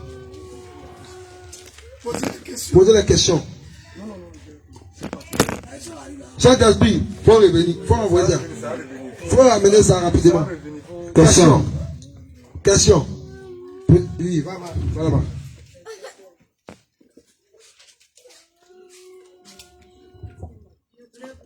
Les femmes qui prêchent derrière la table, c'est pas bon. Derrière la table, comme je le vois. Dans la chair, comme des femmes qui s'élèvent. C'est ça, dit la femme pasteur, c'est histoire dans la Bible. C'est abomination. C'est satanique, c'est diabolique. Il n'y a pas de femme pasteur dans la Bible. Donc si tu es dans une église où il y a un pasteur, il faut quitter là-bas. Il faut fuir. Parce que là-bas, c'est l'esprit de ce qu'on appelle Marie d'ignorance de donner. Dans la Bible, là. Donc on va continuer. Je voulais poser une question encore. On fait l'église, on met les pierres. C'est bon, parce qu'il y a un sopro là-bas, mon pasteur là-bas. Les jours qu'ils vont faire le mot là, ça me manque. Il a fait ça. Pour le premier c'est pour construire l'église, ça c'est pas un problème. Question. Il n'y a pas de question. Bien-aimé, pose ta question. Amen. Viens, il y a une question. Oh, non, non, vas-y, il faut mettre la caméra. Parce que moi, j'étais baptisée. Mais c'est chez vous. C'est zéro. Tu rentres pas au ciel, c'est ce qu'il a expliqué tout à l'heure. Comme c'est femme qui l'a baptisé là, toi tu rentres pas au ciel, ça. C'est un faux baptême. C'est un homme, c'est homme qui baptise, pas femme. Femme fait pas, elle est femme est pasteur. Jésus a donné là, les 5 dons ministériels, c'est les hommes. Toi tu dis non, tu es pas. Je vais dire, d'ailleurs, le pasteur, c'est le deux qui nous a baptisés. Non, c'est pas normal. Il ne prêche pas la sainte doctrine. C'est pas normal. Non, c'est pas confirmé. Donne là-bas. Question. À côté. Bon, il y avait mon pasteur, il prêchait la sanctification, mais avant de me baptiser, quand on me baptisait, étant en colère, ils m'ont baptisé. C'est pas normal. Tu es en colère puis tu es baptisé. Ah, il faut pas quoi ça. Et puis sanctification, il prêche quoi? Pantalon, match comme pour nous là. Il prêche, on n'est pas parfait. Donc c'est pas sanctification. C'est Sainte doctrine, c'est pas 100%. Si tu n'es pas 100%, si c'est 99,9%, tu prépares la sainte doctrine. Et quand même, si tu prêches un peu, il y a d'autres églises là, une femme se voile, elle porte pas pantalon, mais elle porte bijoux. Ça c'est pas sainte doctrine. Sainte doctrine là, c'est 100%. Est-ce que vous comprenez? Voilà. Donc, prends le micro rapidement. Question. Bien-aimé, il faut être précis. Amen. Alors, on va avancer. C'est la dernière question. Vous avez dit que dans les eaux naturelles qu'on fait le baptême et qu'il y a certains qui connaissent les sacrifices. Vous avez oublié de donner le passage. Ça dit quoi? Vous avez dit quand vous partez, vous évoquez le Saint-Esprit puis tout est purifié. Mais c'est ce qu'ils sont en train de dire là. Ça, c'est le rôle du ministre. Là, si tu appelles le ministère là, on te montre sur le tas comment on fait. Parce que c'est le Saint-Esprit qui nous a montré ça. Donc, on te montre sur le tas quand on arrive dans l'eau là. L'eau là, il y a des entités dedans. On est d'accord. La lagune là, couverte par des entités. Vous comprenez? Quand nous on vient là, parce que nous on est venu faire l'œuvre du Seigneur, non? On va commencer à prier dans l'eau là, toute entité là. Quand ils vont voir Jésus là, ils vont faire quoi? Ils vont fuir. Quand on fait débaptiser là, hein, ce qui va se passer derrière nous là, c'est pas notre problème. Dans l'immédiat, quand on est baptisé là, nous on prie pour changer les esprits, pour ne pas que quand on est baptisé là, tu puisses prendre des esprits encore pour retourner à la maison. Est-ce que vous comprenez? C'est ça que notre rôle. Quand on finit là, tu as fini, tu devrais partir, tu as fini, tu es parti là. S'ils veulent encore revenir encore, ça c'est pas notre problème. Mais à chaque fois que nous on veut partir baptiser là, nous on va prier là-bas, ils vont gagner un temps. Est-ce que vous comprenez? Voilà, que le Seigneur te bénisse. Ah, donc on a fini, hein. On a fini, oh. Question. La première question, c'est fini. C'est fini. Il faut donner une dernière question. Drop it, papa. C'est la dernière question. Moi, j'ai été baptisé à l'église de Réveil. Allons-y, allons-y. Bon, arrivé ici, on dit je reprends le baptême. C'est ce que j'ai expliqué là. J'ai expliqué ça tout à l'heure. Réveil là. Après cette doctrine là. Donc, ce qu'on passe, c'est pas la peine. Quand tu refais ton baptême, c'est déjà. On parle de pasteur. C'est vrai que ton baptême là, c'est pas approuvé. Jésus ne reconnaît pas ça. Parce que ce n'est pas fait selon quoi? Sa parole. Tu comprends? Là-bas là, c'est zéro. Tu vas refaire à zéro. Moi, avant de venir, j'ai été baptisé avec lui. C'est personne qui m'a baptisé. Mais baptisé là, c'est pas selon la personne doctrine. J'ai fait mon baptême. Tu vas refaire ton baptême. Il veut que tu refasses ton baptême, mais baptême là. Sans ça, tu vas rentrer au ciel. Est-ce que vous comprenez? Est-ce que vous comprenez? Alléluia. On a fini. Hein. On a fini. Que le Seigneur vous bénisse. Dans ceux qui ont les candidats au baptême à préparer, vous allez partir. Attendez. Assez, on va prier pour la fin, puis on va partir. On s'élève rapidement. Il y a prié pour la fin, on va partir. Moïse, il faut prier pour la fin, Moïse. Viens devant, il faut prier pour la fin. Il faut prier pour la fin, Moïse. Éternel mon Dieu, mon roi, je bénis ton nom, je te remercie, je te rends toute la gloire. Éternel, voici tes servantes et tes serviteurs, Père. Ils ont entendu ta parole, Jésus-Christ. Ils ont pris l'engagement d'aller se faire baptiser. Éternel, mon Dieu, je te prie de les accompagner. Je te prie, au Père, de leur conduire ici, mon Jésus. Éternel, je te prie de prendre le contrôle de tout ce qui va se faire aux yeux du baptême au nom de Jésus. Éternel, sois avec eux. Les voitures qui vont prêter au Père, nous prions au Père, que tu sois avec eux. Que ton feu les entoure. Au nom de Jésus-Christ. Merci au Père pour en ce jour les différents enseignements au Père que tu donnes. Nous voulons te dire merci. Gloire en ton nom. Au nom de Jésus. Amen.